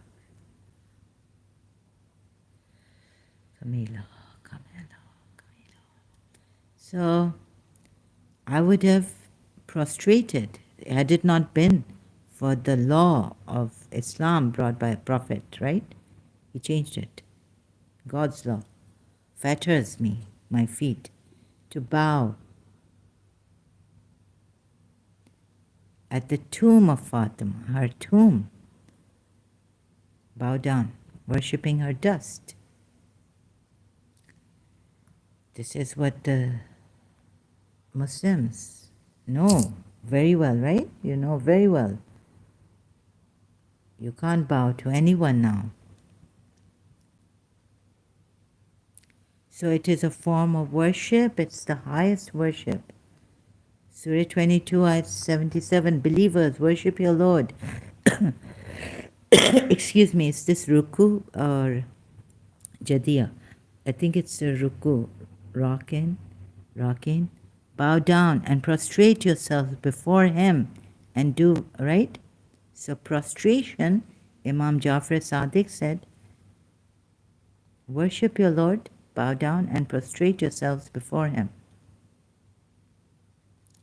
Imam Jafar Sadiq said prostration is the highest degree of worship that a person can perform. Is Allah asking angels? You will say, no, it's not asking angels to worship Adam, but he has commanded them to bow to Adam, bow down to Adam, by telling them, okay, so this kind of prostration is not worshipping Adam, but you see your whatever the meaning, and we can take some other religious person can say, well this is not reasonable or something like this, but no, we are going through Quran ayat logical. I gave some of my points on Queen Sheba, the worship of the sun and all this, just to get to the logic, but we go through the Quran logic, not my opinion. But I gave my opinions and all this. But first we go through the Quran ayats. Allah said, "O Iblis, what prevents thee from prostrating?" So we see here, I created with my hands. So shouldn't he be like consistent that when he says here, then is he who creates like one who does not create? So will you not be reminded? So we are reminded that he is the creator and no one who he has created is equal to him, right? Like him. He's the creator. So the reminder, Allah reasons that the reminder So Iblis gave him that reason, saying that, but you have created, how can I bow to someone that, because I'm greater? What if Iblis had said, but he admits that Allah had created. No, let's go without opinion. Let's go like, how did I take, through the Quran eyes. You created me from fire and created him from clay.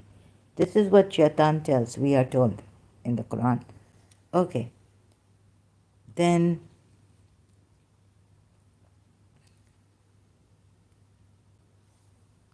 this is the best ayat to, in contradiction, you can then understand a little. Surah 47, ayat 37. And of his signs are the night and the day and the sun and the moon. Do not prostrate to the sun or to the moon, but prostrate to Allah. Why? Because. He doesn't put because, but he says who created them, meaning because he created them, so don't prostrate to them even by saying, oh, this is Allah's, original, this heaven. I'll bow down to heaven. Right? I'm so humbled seeing the signs of Allah that I. So, what is this in Surah Maryam, right? When they see the signs of Allah,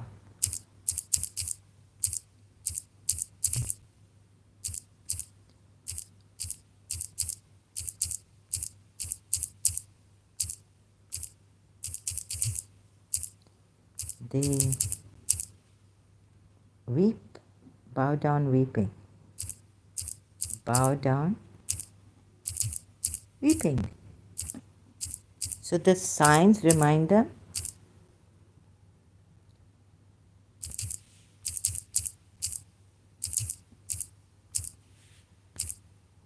Are they bowing down to, does it say they are bowing down to Allah? Even that? And were the ones who bestowed favor Allah. Those were the ones whom Allah bestowed favor Allah upon them from among the prophets, of the offspring of Adam and of those who carried with the Nuh, and of the offspring of Ibrahim and Israel, and of those whom we guided and we chose, who were reciting to them, when were recited to them the verses of the Most Gracious, they fell prostrating and weeping. Bukia. Sujadan. Bukia, right? Weeping. So when, this is a little difficult translation. So when the messengers of the Most Gracious were conveyed, when the revelations of the Beneficent were recited unto them, they fell down adoring and weeping. No. In sujood, prostrating themselves. They would fall down and prostrate to Allah. And where was their Qibla? And in tears. See, the posterity of Abraham, Noah, at that time, east may be the Qibla, right? But we're not told here in the Quran.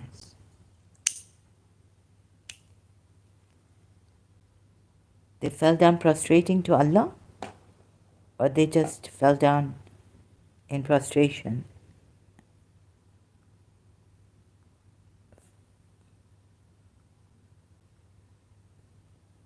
So let's say out of the prayer, five obligatory prayer, like you see, like Imam Hussain said he's the walking, talking Quran, right? He said, oh, I see one sign, Imam Hussain, like what a grand sacrifice, right? because he proved to the world how Islam is true, and he's a walking, talking Quran.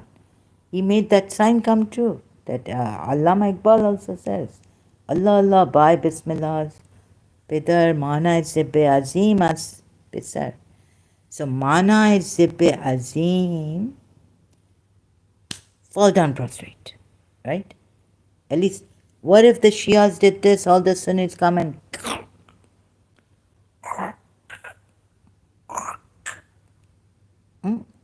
shirk, shirk, shirk. What are they doing in the Imam Barga now? They're not doing matam, they're not crying, they're just falling down prostrate. But now we're given the Qibla and we have to.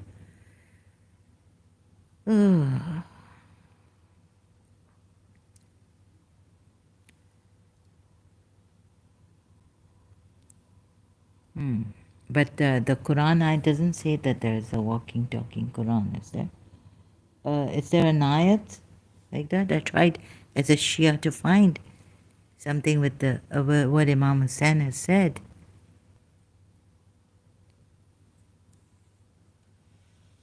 So, and the Quran is with Ali and Ali is with the Quran. Imam Hussain has said. I mean, we hear this in majlises. So, he's the walking. And what one sign of Allah he made come true like this, Zibba Yasin in Karbala. And when we hear about it,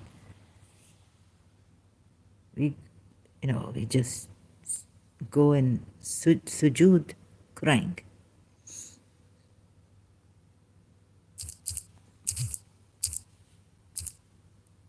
Oh, no, wait a minute. This is a narration saying,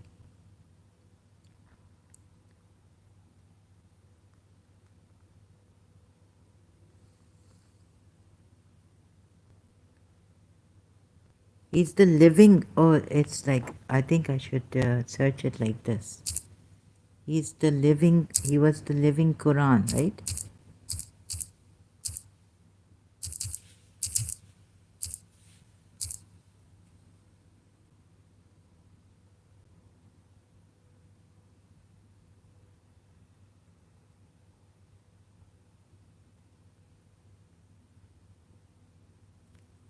Not the living Imam, but also, like he was the Imam, but he, wasn't he? So I can't find it, sorry, like this. Anyways, I think it's enough, 1 hour now or so. Yeah, I should leave now. So please think about this and don't kill on this. Don't harm people, don't be scared. And but prostrate to Allah who created them. So how proud you are now, right? But you shouldn't be so proud, right?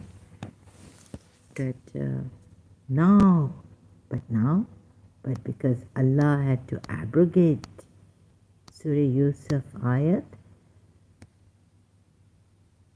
abrogate what's written in Surah Yusuf Ayat 100.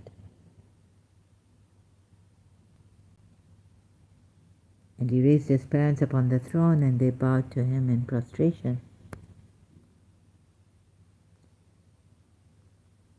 How shall I come to you? Satan said, I'm better than him. Then is he who created like one who does not create? So don't be proud, because there was a time when Allah was allowing this prostration to a human being like Yusuf. So now has your Allah has just changed. You see, even the Sunnis, when they blamed the Shias for Mutta, it was your Prophet. It was Allah who allowed it. And so the Prophet practiced it and asked his Sahabas to practice this Mutta. Why are you blaming the Shias for it? This is what you people do. And this is so callous, so cold-hearted, cold-blooded, and so arrogant of you against even those perhaps,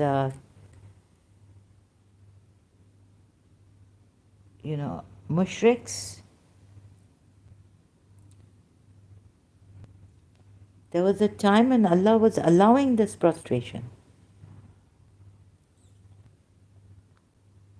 One human to another human. Hazrat Yusuf, Hazrat Yaqub's time. Right?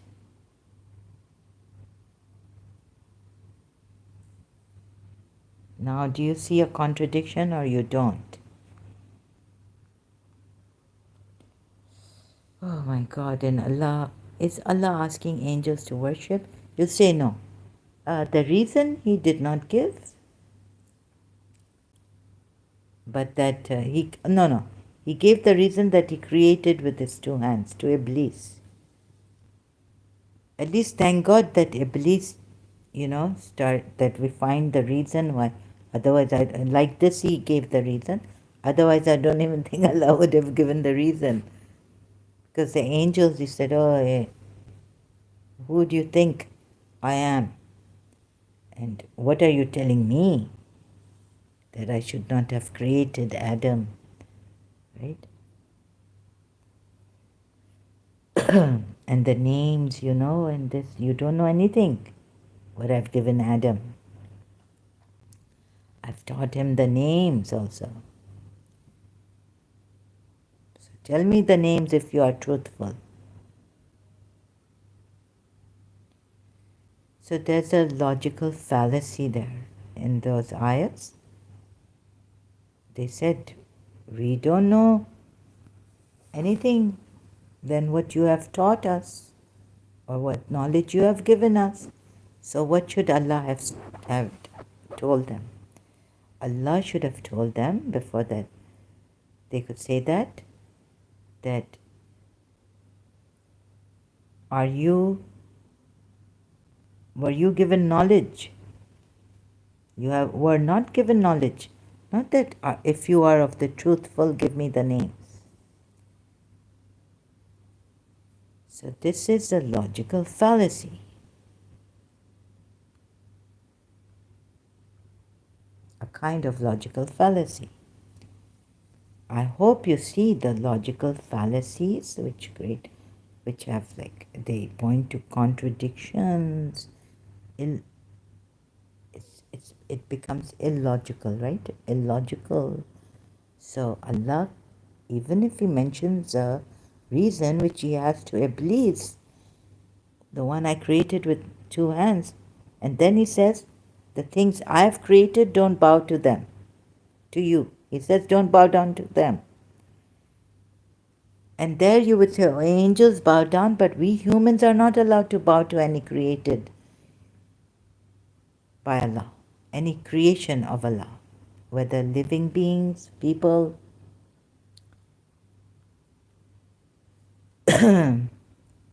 Yet, you have, how many Sunnis missed this,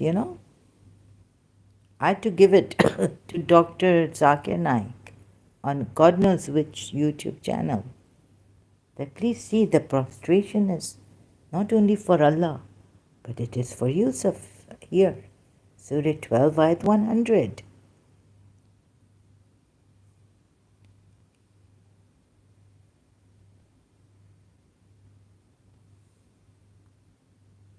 And let's see if in any other way I would be able to, in short, tell you. But in short, I stretch it. Maybe to some of you it's boring. Right? An hour. Who will take an hour from their work to see my live stream? 2 hours now. 2 hours ago. Okay. 2 hours. I have to go now. So, anything. So then, is he who... No, wait. I don't have to go now. Okay, 2 hours. How many hours will it take for me to show you that there's a logical fallacy, reason, justified, legitimate reason. Can it be justified? After what he has said here, not allowing you to prostrate to anyone he has created or anything. And the way he says it, that he's the creator, at times in the Quran ayats against the polytheists. How do they take, they can't even create a fly, right? How do they take them? Take them what? How do they take them as their as partners with Allah? They call on. Oh, they call on. They cannot even create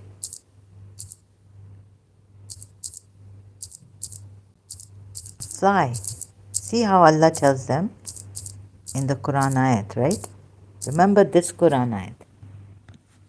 Those on whom besides Allah you call cannot create even a fly. So, if they all met together for the purpose, so how is it that you call on them, besides Allah, you call on, who do not even create a fly, who can't even create a fly, let alone creating? But if the fly should snatch away anything from them, they can't even get it back. They don't have the power, or they would have no power to release it from the fly. Feeble are those who petition, call upon, whom they call upon. Feeble. Surah Hajj, Ayat 73. Right? Create. Am I going too far on this?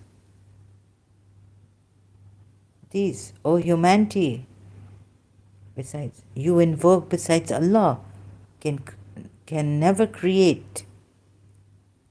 Right? If they all met together for the purpose. So, feeble are those who petition and those whom they petition. How powerless are those who invoke and those invoked. How powerless are those who invoke and those invoked, right?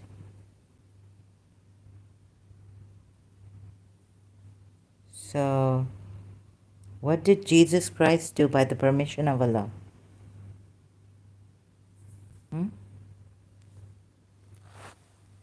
Create. Okay, the earth was there.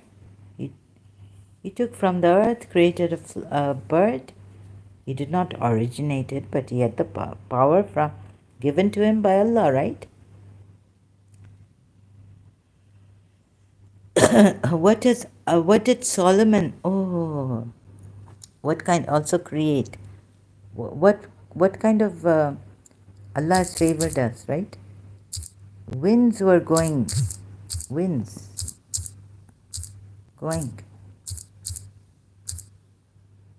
with Solomon.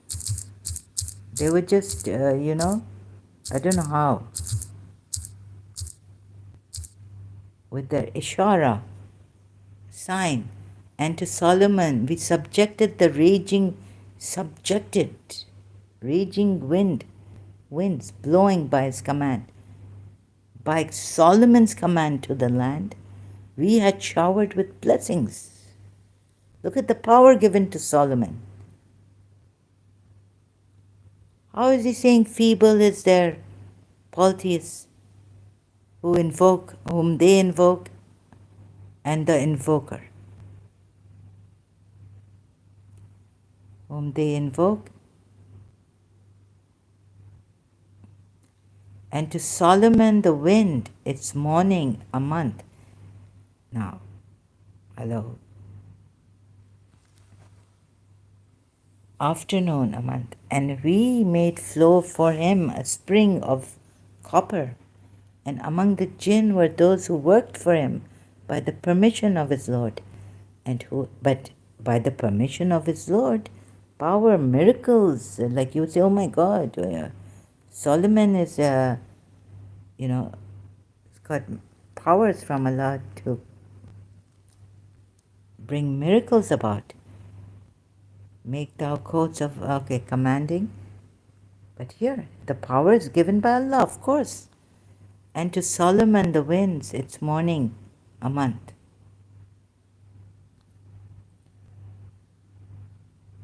And the wind for Solomon. Yani, we subjected, how has God written this that they put in brackets? And to Suleiman, the wind, its morning course was a month, and its afternoon course. I thought what it meant was a month, and we caused to flow for him a spring.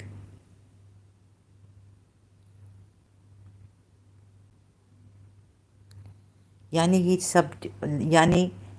subdued the wind to Solomon. Right? So the wind is subdued to Solomon. Allah can do this. So polytheists, they also believed in Allah. Maybe you're talking about those polytheists who didn't believe in Allah, God, the supreme power.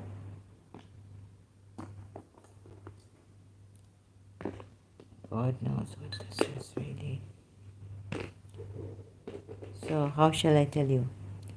That the God, Allah, I mean, you can call, they had, like, for example, now I have to use the Hindu God or something. Bhagwan, supreme God of this, Ishwar. Right? Ishwar. And we gave him a spring flowing with molten brass, and we subdued for him jinn, who, by his Lord's permission, even the jinns were subdued for him. Can you believe this? Devils dived for him, worked before him. Such of them as swerved from our commandment, we let them taste the chastisement of blazing fire. They made for him what he willed. The jinns are making for Solomon, right? And he's telling you, Muslims, that another thing, that not to take help. And he's telling you, these people who took help from these shaitan, then he's telling you, those who take help from shaitan, you know what happens? The jinns. Wait a minute. This is another contradiction. Do not take help from jinns.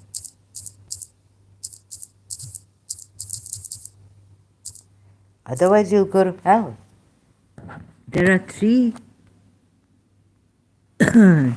4, not from jinns. Do not take help. Baba, wait. Much toll did you take from? I think it's Surah Anam. And doesn't he?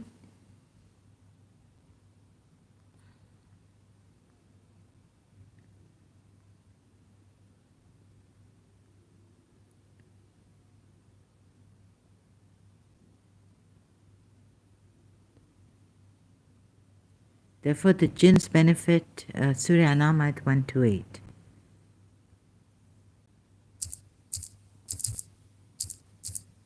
So you're not supposed to take help, 128. I mean, you're told in another, I keep forgetting, I'm not like Christian Prince. Problem. Oh God. And mention of Muhammad the day when he will gather them together. O company of jinn, you have misled many of mankind. and their allies among mankind will say, Our Lord, some of us made use of others, as if Solomon didn't. Allah made the jinn subservient to Solomon, and we have reached our term which you appointed for us. He will say, the fire is your residence, wherein you will abide eternally, except what Allah wills. Okay, except what Allah wills. There's an exception here then, after that. Indeed, your Lord is wise and knowing. You have subdued, O the assembly of jinns. Much toll did you take of men. What does the Quran ayat say? And the day he will gather all, O assembly of the, and will say, O assembly of jinn, of certainty, certain of the jinn. Certainly you have misled many of the mankind, and will say their friends among the men, Our Lord profited some of us by others, like we profited some of us by others, and we have reached our term. But anyways, so abide. Maybe, calling on jinns, taking help from them is not as bad as I thought it was. But I should stay. But there are other ayats where Allah says, do not take help from these people. The jinn, right?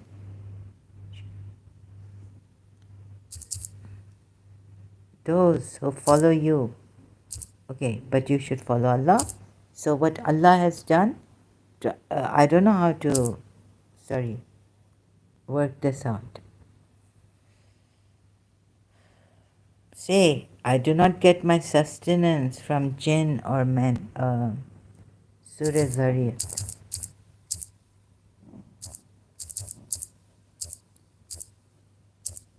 Oh God.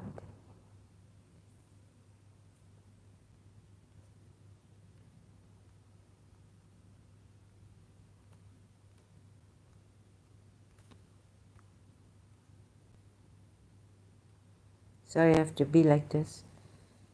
Oh.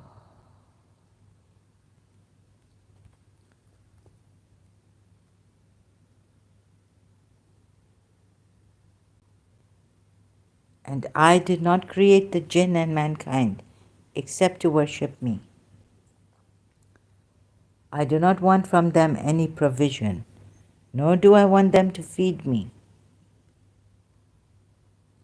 Indeed, it is Allah who is the provider, the firm possessor of strength. So this is a good ayat like I used to use, that no jinn and I don't need to be possessed or get help from jinn, for protection from jinn. And indeed, for those who have wronged, is a portion like the portion of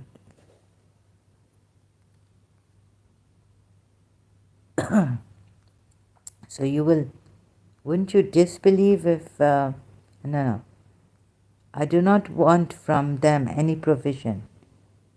No provision, risk. I do not want them to feed me. I've said this. And there is no power. Indeed, it is Allah who is just repeating this,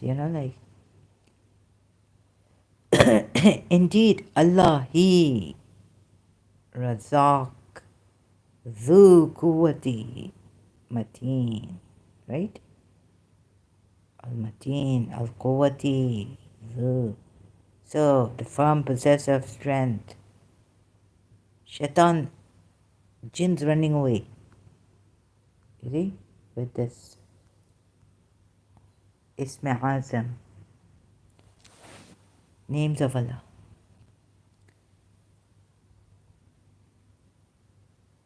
Much toll did you take of one another. Now go to hell except with Allah.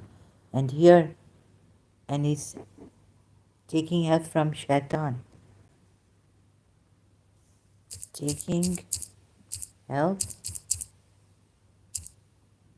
from And Shaitan, remember who he was, right? He was a jinn. So if I don't properly explain to you, I'm going here and there, everywhere. On the topic of like logical fallacy, or you have believed, do not follow the footsteps, follows. Do not take help from jinns, right? I mean, the shaitan.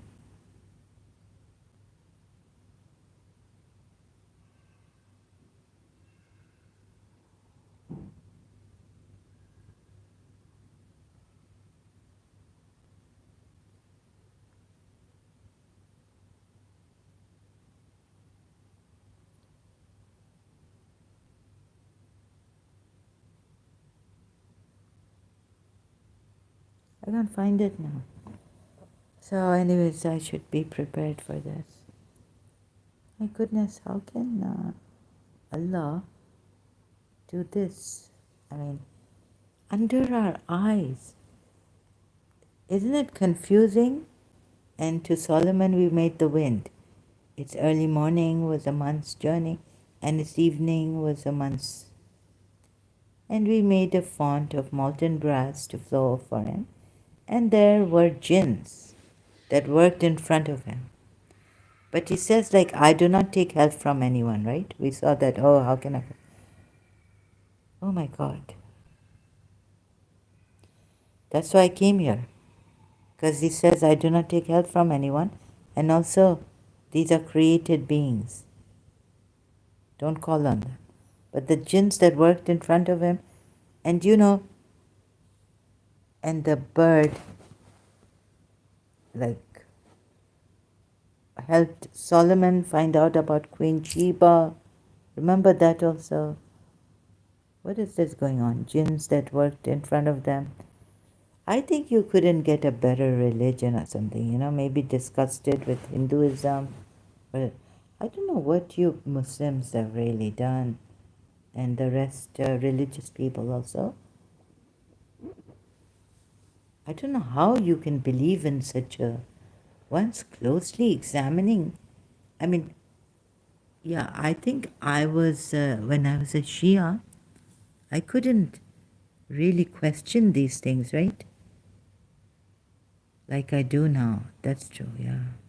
So your minds are, you don't think you are better than this. Or better to reason jinns that worked in front of him. By the leave of his Lord. And see, I do not, where was that ayat? I do not take help from Allah. Oh, sorry. I do not take help from anyone.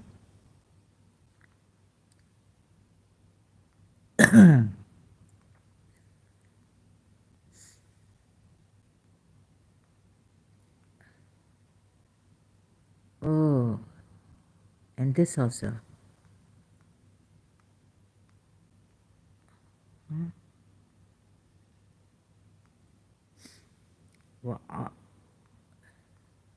إياك نعبد وإياك نستعين. You alone do we worship, and you alone do we turn for help.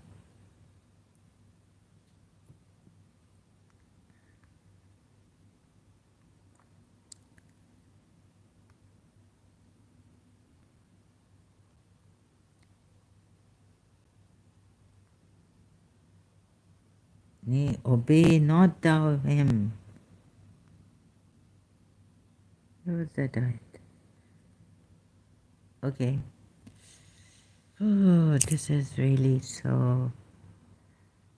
Anyways, I think I should not go too far. Do you get this? Contradiction. But if shaitan has gotten you like it has, then I cannot say anything, right? Because we know that no matter what we told you, as Shias also, the ones who don't want to understand will not understand. Don't even go near them. The Sunnis, some Sunnis would say, these are nijis, terrible devils who have changed your religion, distorted. They are this and they are that. Don't even go near them. Be on the safe side. And when you go near them, just say perhaps, أعوذ بالله من الشيطان لعين rajim. But I think some Sunnis say that Allah never cursed or reject. Don't curse shaitan. Don't say la'een to shaitan, right? Rajim you can say, but the Quran ayat I found that says. So I don't know which Muslims say that. Oh, okay. أعوذ بالله من الشيطان الرجيم.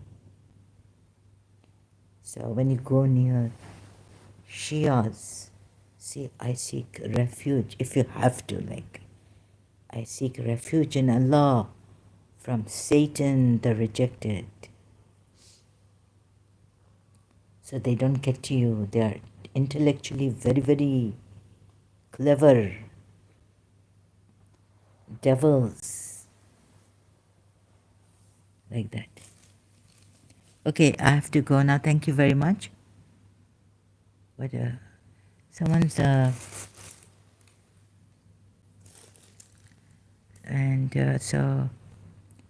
why the command to angels? Then is he who creates like one who does not create? The creator is not equal to one who does not create. Be reminded of it so you understand it in all circumstances, right? Then here he says, who created you, so do not prostrate to the created things, but prostrate to me. This seems very much like shaitan. Now I have to draw some inference, you see. It's very hard. I mean, it's hard, coming from, but very easy. I think this is a very flimsy book, mishmash. I can't find things here and I'm looking for. So I have to go now, please. Right? Searching for something here.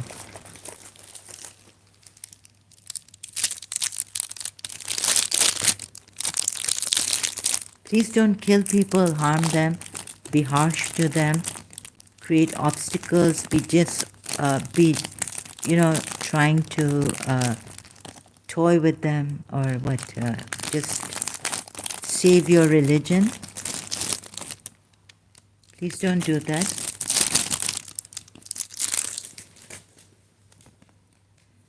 Be human.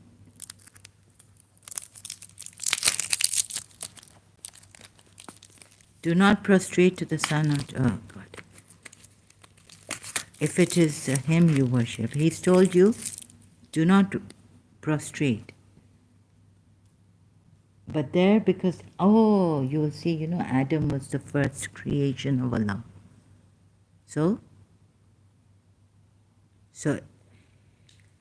I mean, he could have told the angels just to, bow, like this, like in the Japanese or what they do.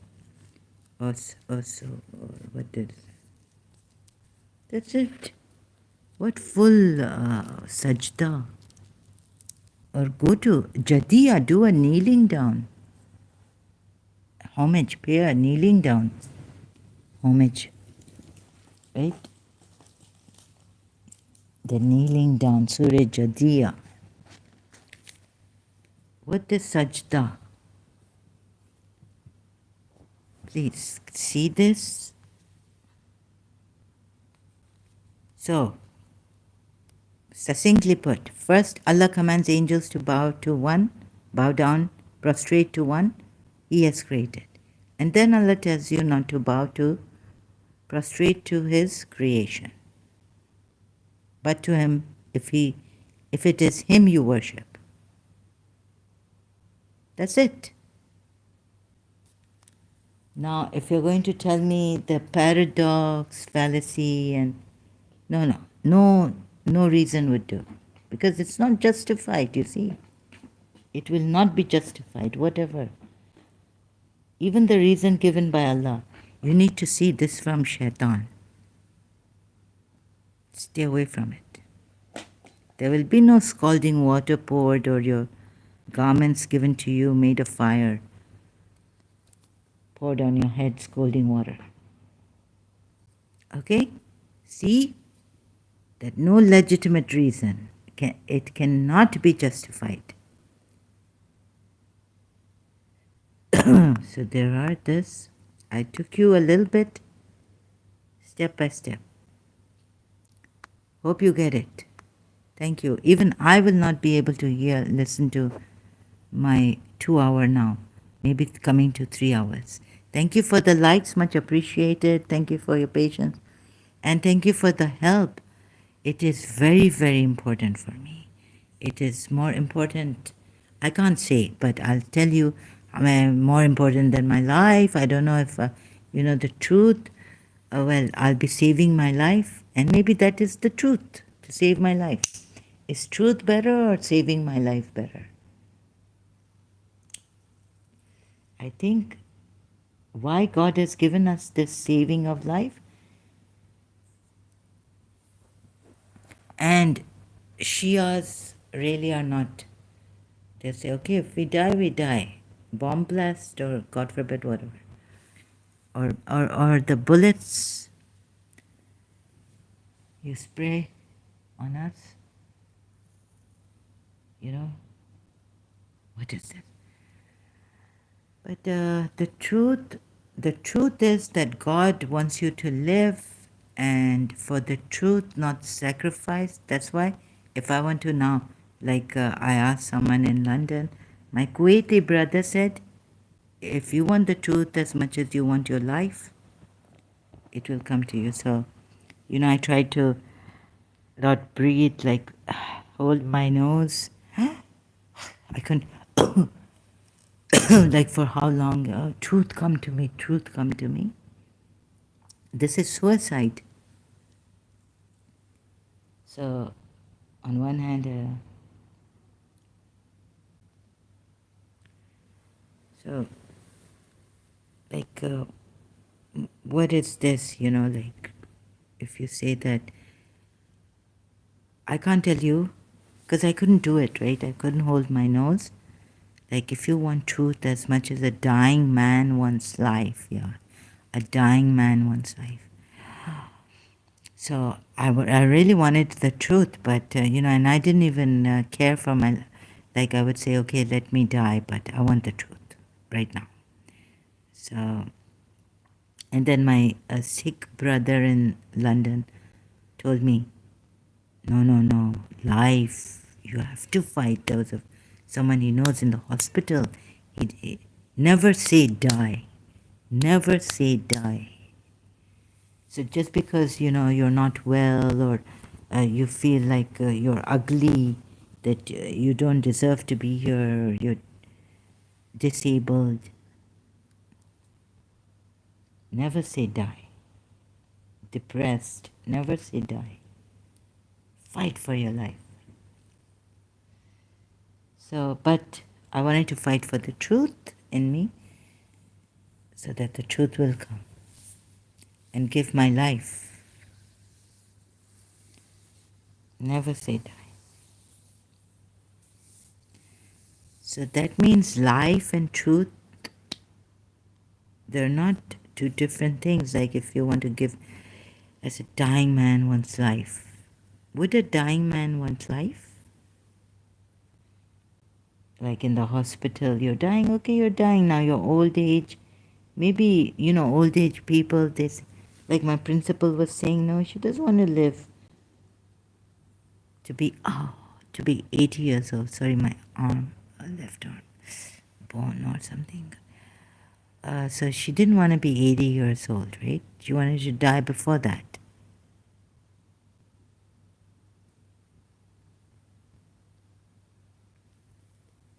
So some people don't want to get that old, and then, so I don't know, maybe life is until,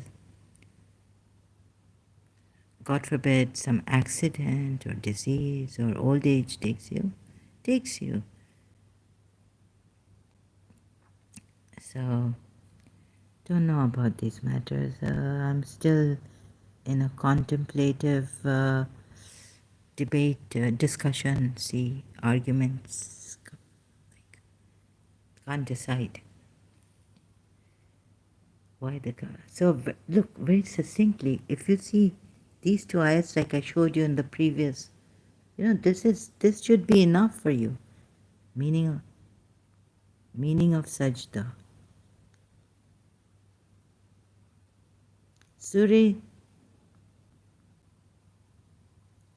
30, Surah 38, ayat 75, one whom I have created with my hands.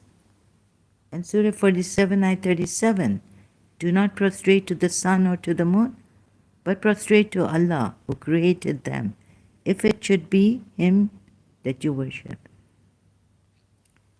This should be enough for you, these two ayats. But no, we go even further and step by step, even like from taking the Quran ayats. No, He's not. Of course, the creator and the created are not the same. Am I missing something that some creator and the created are not the same? Yet when He tells you to bow down to Him, He says because he gives the reason, because He's the creator and He created these things, and if it is Him you worship, then He tells, before that He's told Iblis,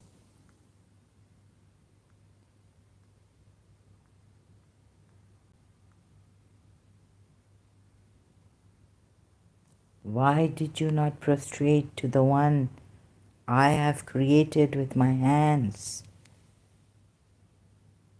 And what is this prostration to Adam? Why?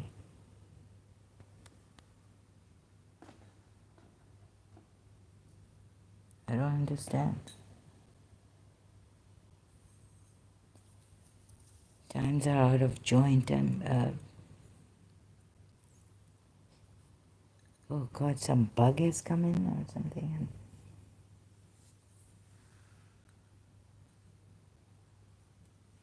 And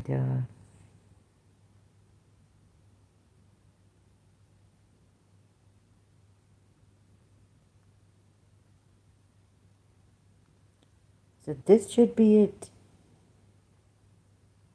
Please let it sink.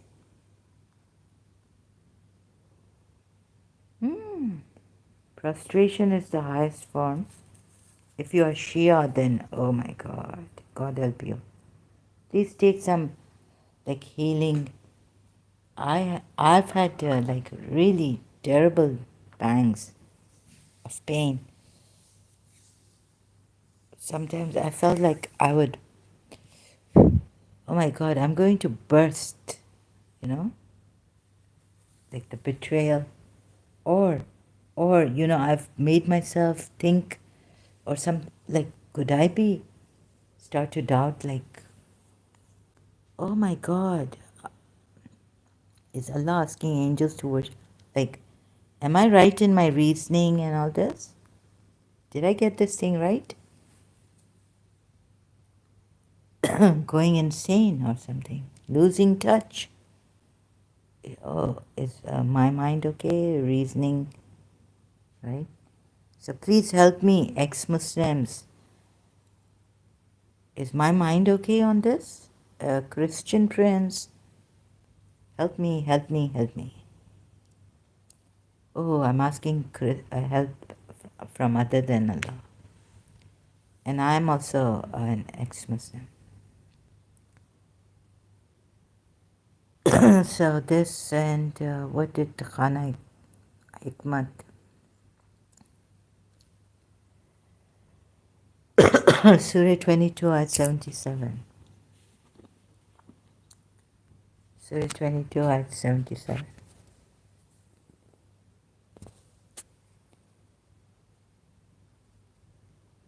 Surah 22, Ayat 77.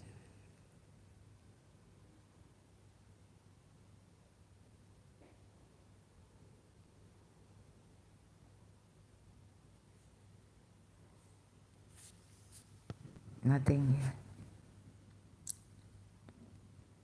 Oh my goodness.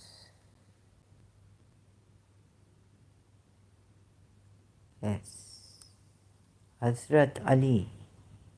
God willing, the brightest proof is the Ayatul Kursi, lamp and light of Allah. This is Surah 22 Ayat. This is on.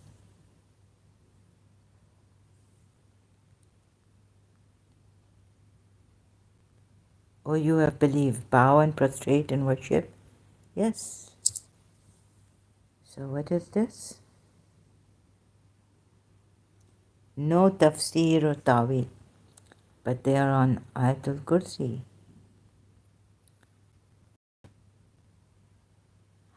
The last two verses of Surah Al-Hajj are related to Imams from the progeny of Prophet Muhammad.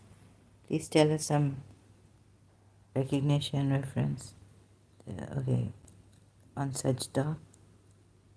I was a Hazrat Isa said, I was a witness over them so long as I was among them. And you are a witness over all things. In the light of the principle, just believe messengers, present heavenly book. Where's the Sajda? Maula Ali, every Imam progeny. There's no doubt that like Maula Ali, bearer of light,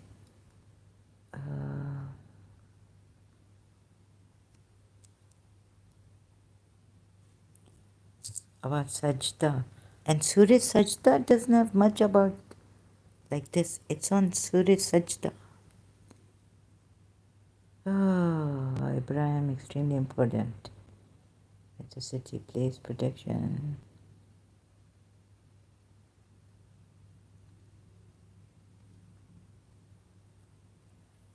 Study verses Surah 22, Ayat 77 to 78. Carefully. Whatever is said there is about the Imams from the progeny of the Holy Prophet, who are the progeny of Hazrat Ibrahim, such as he has chosen you and has not laid upon you in religion any impediment, given you abundant knowledge, interpret, tawil, explanation, elucidation of rules. He named you Muslims, light, father of people, Hazrat Ibrahim, Chaldean language.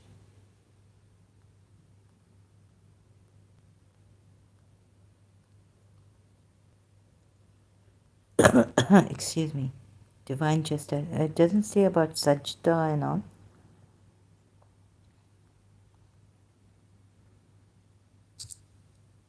Anyways, maybe another verse. Uh,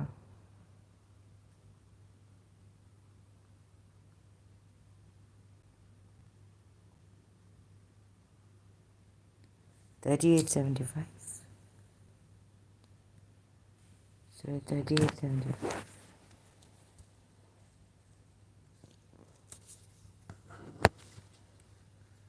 Surah 3875.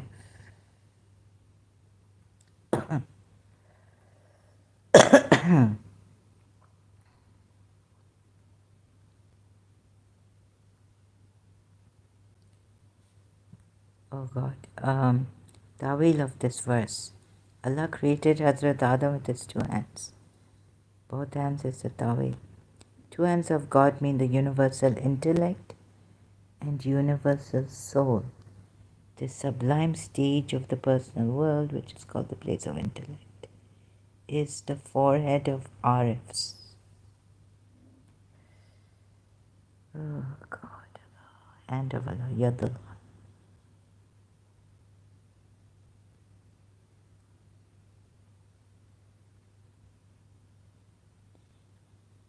These poor people, gone into this so deeply. They've been like really, really completely deluded with this knowledge. Light of God. I tell you, I need to help these people so much. I really need to help them. I really feel like helping the Ismailis, the Khana Hikmat. Please come out of this. See, first. See how religion can really. What is this mind, Oh my goodness, and the knowledge you get. And like every one of you Muslims, you are just empty yourself and forget this. When the foundation of this, and God knows where you've gone, and you've had perhaps, Imam is talking to Hazrat Ibrahim, and so, I mean, with due respect, So there's something in the mind, I think, that, or the subconscious, and amazing, Jesus Christ is also there. Imam has had Miraj, like gone to the heavens, seven heavens, right? But this religion really. So there's something in the subconscious that very scary, that you get so much yaqeen. Like it says, those who are the imams, chosen ones, the imams, I just found, where was it? Imams are with, they are given, like they believe they believe with certainty. Better to leave the certainty behind, I think, or belief also. Mind can play havoc. Subconscious mind.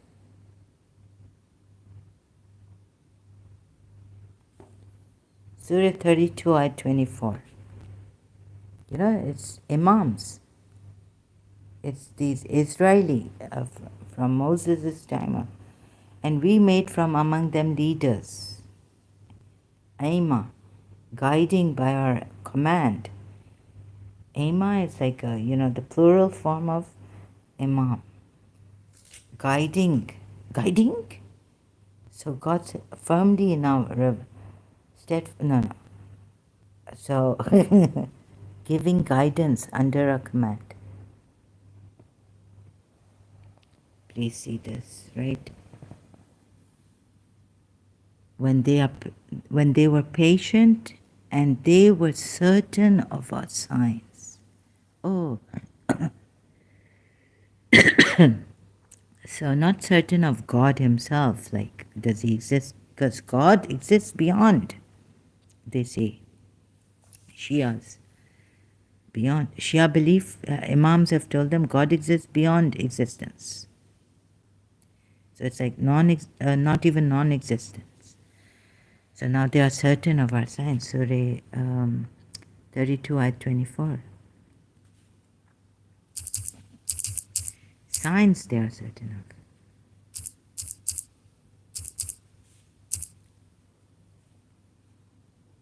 Oh, Surah Sajda I was on.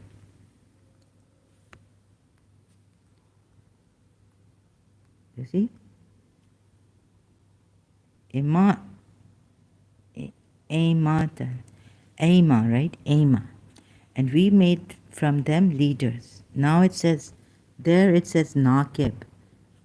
In the other ayat of Moses, the 12 chiefs. And now here it says, indeed, from the book of Moses, right? He's stolen it from the Jews and made his progeny imams.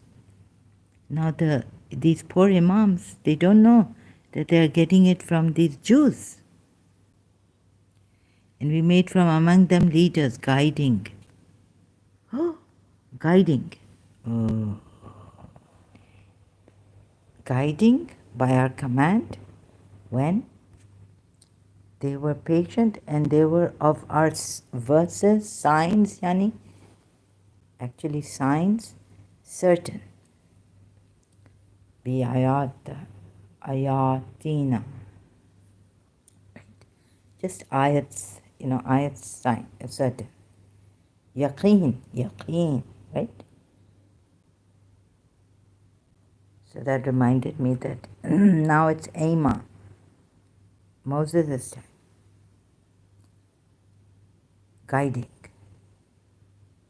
Yahduna, guiding, huh? Guiding. Now you see? And certain of the signs, like, signs of Allah shown from Shaitan also can do this. Or maybe, this is a level which is lower than those who have said we are divine. We are God, right? And God is in his existence and outside too. So by our command, certain, by guiding. Do you think that, wait a minute, the meaning of such thought taking birth makes sense? Wait. Oh my God, 11119 or where is it?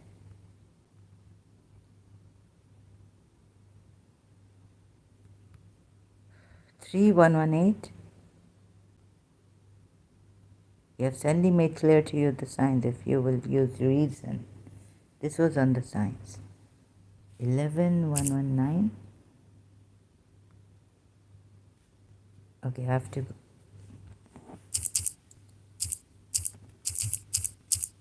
search.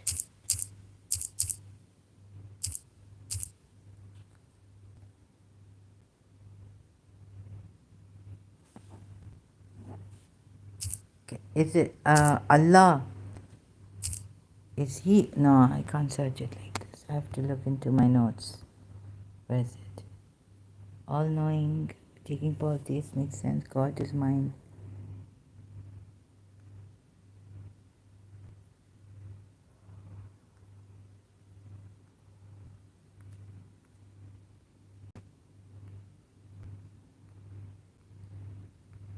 Guiding by our command. Oh my God, Ismailis or Khana Hikmat banned. See the contradiction. Where's that ayat? Oh.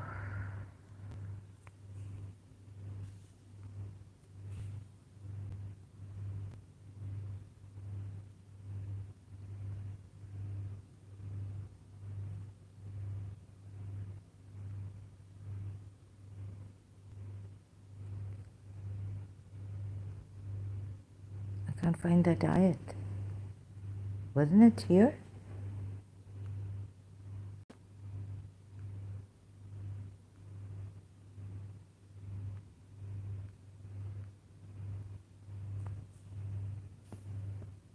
Oh.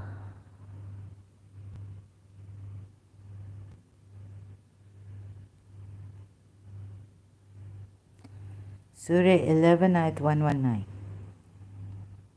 Except those, no, nothing. Oh God. Sorry.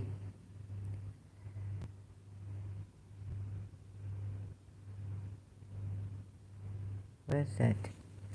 So this is getting quite boring now. See, Allah guides to the truth.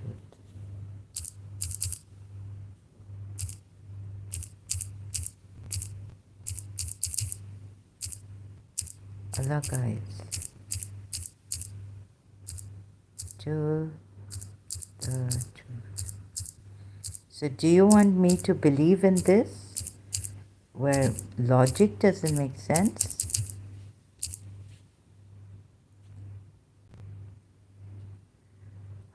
Surah Yunus, Ayat 35. Ask them, O Prophet, can any of your associates guide to the truth? Say only Allah guides to the truth. You know why they put gods here? So they can make you Muslims, think that, okay, but, kind of, I think they've seen the contradictions, but they can't leave this religion. Say, are there of your partners any who guides to the truth? Say, Allah guides to the truth. So is he who guides to the truth more worthy to be followed? Or he who guides not unless he is guided? Then save Hazir Imam. Surah Sajda 24. And we made from among them leaders guiding by our command.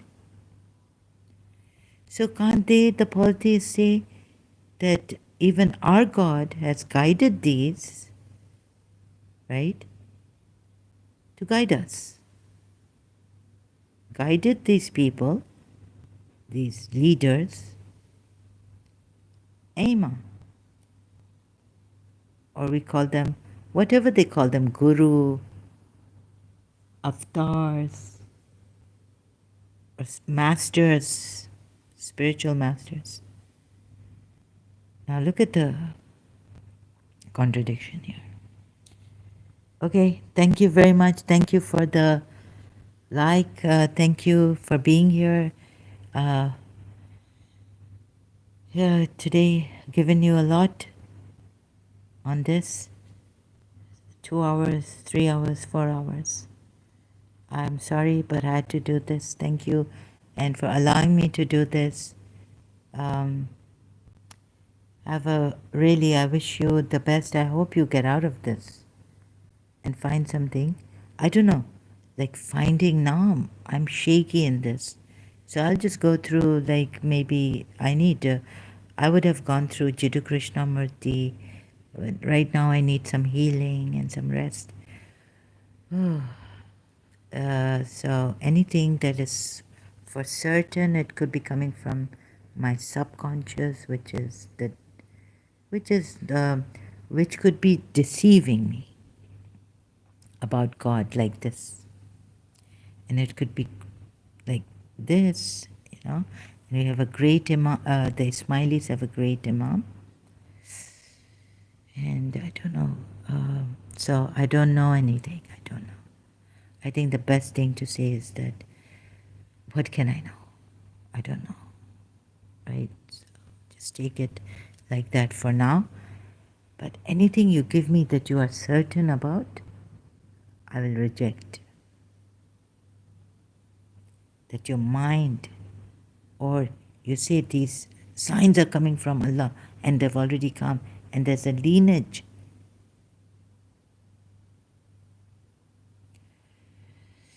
Oh my goodness, and how could Imam be so, he's so nice, the Ismaili Imam, absolutely adorable. But to see this, this is really a terrible tragedy for humanity. And the Imam thinks he's on the right path, he's guided, he's a leader, chosen by Allah. He's made by Allah, a leader, Imam, guiding his people by our command. Oh my God, I think you should quickly step aside or something. Right? No, I'm not saying, but I'd like to help this Imam, right? Hazir Imam, His Highness Aga Khan the Fourth. Okay, but this religion doesn't even say there are many paths to truth, or truth is a pathless land. Like Jiddu Krishnamurti said, truth is pathless. But this is not saying that there are many paths to truth. This is saying my path is right. You follow this path first. And then, in Surah Nur, Ayat 55, that I will give these believers a new religion and all this. But when this religion came down, and now even Sunnis, it says that you follow this, because then we will give the believers and all a new what their religion. But this is not a religion which says they're very, very dangerous. And anyways, another religion Allah will give. I'm sorry. Why even give religions now? Right? Just be on the. I tell you, my feet, the ground has left my feet. But due to weakness and all, I don't know, maybe I'm like, you know, saying some prayers like, but even the Hindu religion, like, I don't know, really, certainty? What are we certain about? Only death. And death is a certainty. Death will come to all of us. Just a matter of time. And what Muji Baba has shown us, that we can confirm in ourselves pure awareness and all this. The rest, this whole religion, Judaism, Christianity, Islam, it gets worse. It's just terrible. I think he stole this from the Jews, this part of the verse. And then he's made his, and then you see how the Baha'is, Bab was the founder, and now where's the Baha'i? He's got his temple, Baha'is in, see? He went back to, Shias themselves were going to kill him, like after the Baha'is and the Irani Shias, religious scholars and all. Where is he now? See, restored back to Jerusalem.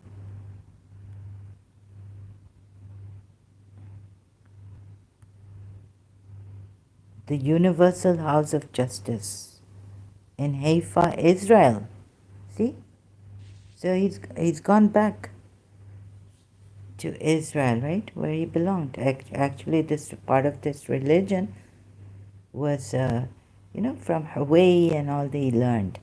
All these things that were, he had a discussion with Hawaii. He killed them and he got it from them. So these imams came from Hazrat Musa's time. And you don't see this Abrahamic religion, that's why. No. That Allah sent a new religion to correct these people were doing. Actually, it should have been like the Bible then. Kept with the, like one Christian said, the Quran is not a thing with the book with the, Old Testament, New Testament, and now this the newest Testament, good news. Mubashara. Right? Then the Quran should have been like this. And where does it have? It says where does it have the corrected version of the Torah?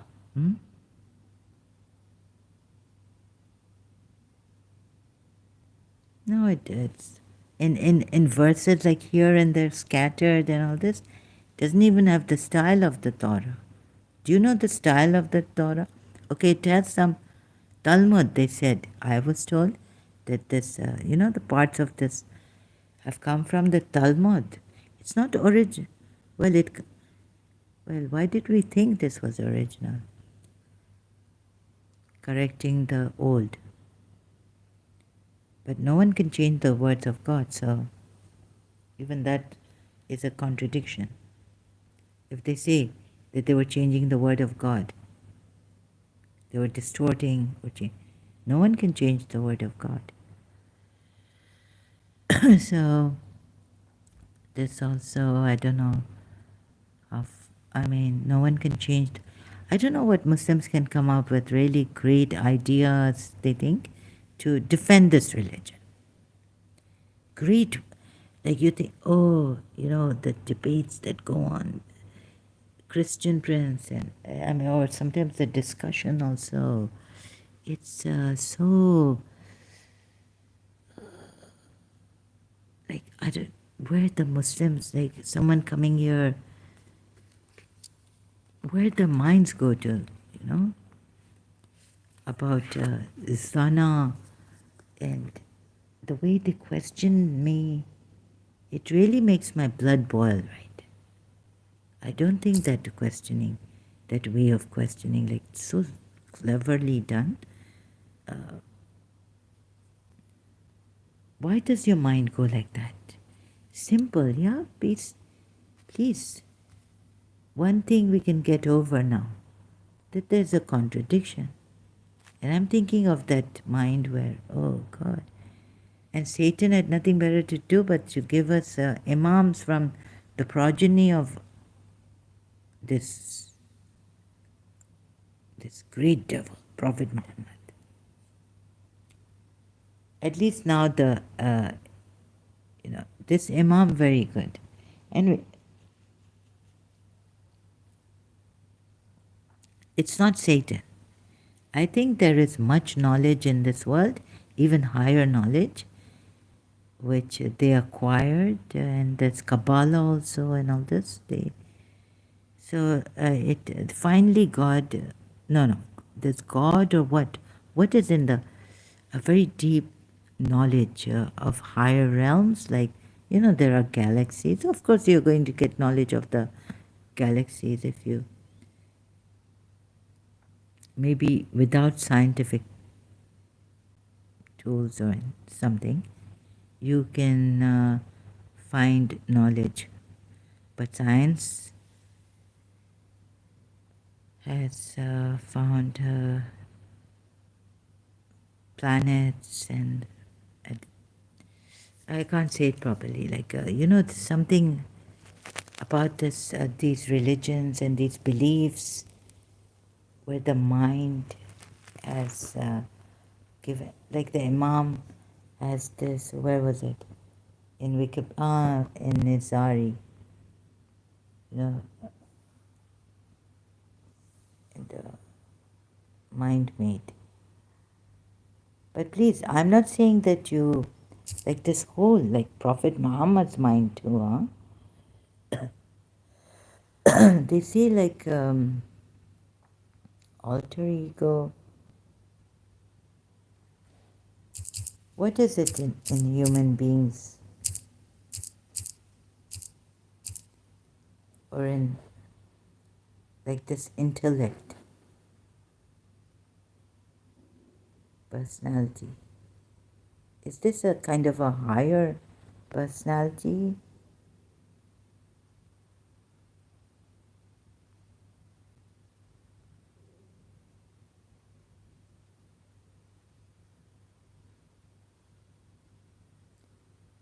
What part of human being? Okay, you've given so much knowledge that the Imam is like, I was told that this Imam, he doesn't, like, there's no way. He's so strong in this Islam, right? So Nizari, Ismailis,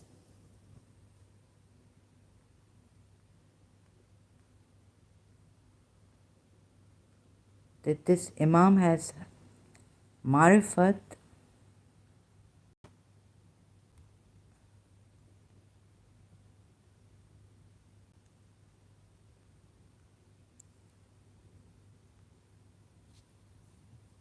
oh goodness, in the Ismaili Tariqa of Islam, the marifa, this the like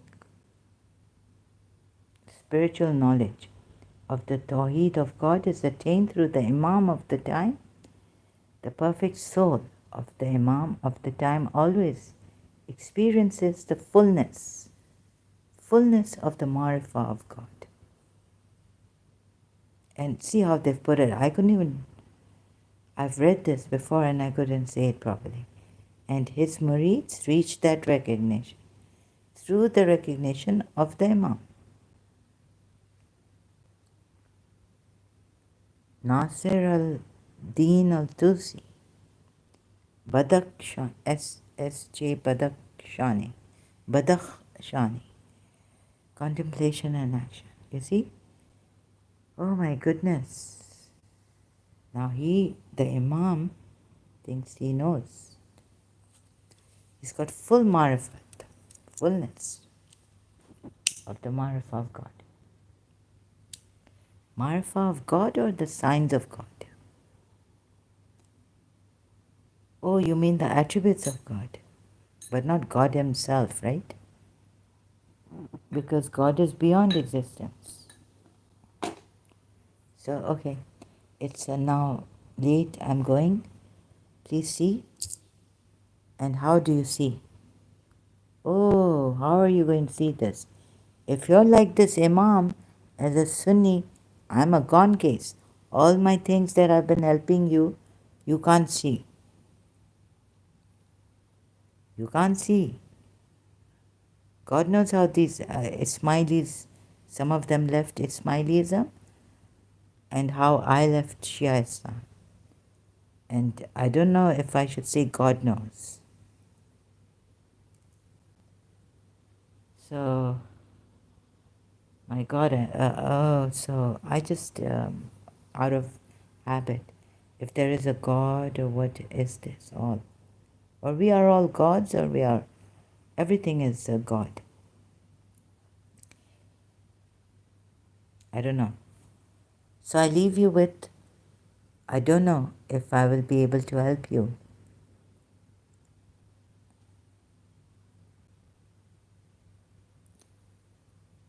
Right? Thank you. So, and like we have our logic, reasoning, Imam has his full marif of God. And then the murids of the Imams have the same, from him, full marifah of God. And then there are Sunnis who are so sure also. So how this happened and how we came this far, I don't know. It must be in itself a different kind of miracle happening, and that I'm not hurt. In a way, well, maybe the Muslim jinns are hurting me, helping you people. Yeah, because right now I'm not physically stabbed by or beheaded. So this is in another way, God knows. And you have your miracles and I have my miracles. So grateful to at least those human beings, Muslims, who didn't kill me. Or please don't come here killing my reason, but help me. Oh, and I must be asking for too much from you. So sorry to the Imam. I know he never says a thing, and so I apologize, because that Imam, he would never come here being rude, or never come here like never. His Ismailis are so peaceful and things like that. So I have to apologize and say with due respect, even though I say he's the evil progeny of Prophet Muhammad and himself is evil. So what makes the mind so evil, so terrible, so evil? We need to, I have to discover, I don't know. What makes the mind so terrible, so evil, my God? Scalding water. If you don't believe in this, right? And if you're not believers in this religion, you're disbelievers. And then scalding water, and then clothes made of fire. Horrifying. Just like, the criminals here, rapists. If you give criminals this kind of idea, they could they could kidnap you, pour scalding water on you, things like that. This Allah is horrifying.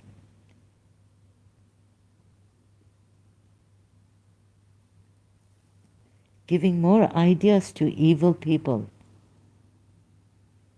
Horrifying ideas. So what is in the mind? He's the culprit, you see. So with due respect to His Highness Aga Khan and the Ismailis, who have been patient, haven't said anything to me, and those who have cooperated silently here, and those who have given me compliments here that I don't really deserve, but that it's because of you, it's because of this truth that I'm after, and you also. So we're all one. You know that oneness. So you're doing a great job. Sister, ex-Shia sister. You are doing a great job, so also. We all in our unique ways are doing great jobs, even when oppressed, beaten, misused, mistreated, we came up, comebacks for this truth. So some of you will not cease believing in this, no matter what reason we give you and how logically we show you. Okay, so that's how it's going to be. Or you get a miracle from, like the Iranis and some others, Muslims, some other Muslims getting miracles from Jesus Christ calling, so they leave Islam. And some some ex-Muslims, somehow they use their mind, critical thinking, thanks to Sayyid Muzammil, I found out. So if you use critical thinking, maybe that will help you see and come out of this religion. So some Muslims did use that kind of thinking, or what kind of thinking, and they came out of this religion, left this religion. Apostate prophet, friendly ex-Muslim, Abdullah Gondal, the not the least, the last but not the least, Yasmin Muhammad, the other female ex-Muslims. So that's really something. Thank you so much, really appreciate it. Wish you the best in life and live your highest potential.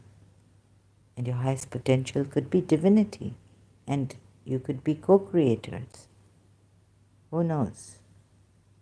But the atheists, ex-Muslims who have become atheists, but I wish the best for you too. Of course. Thank you so much. I really appreciate your patience, your support. Much. God bless you all. Have a wonderful, beautiful day. Always.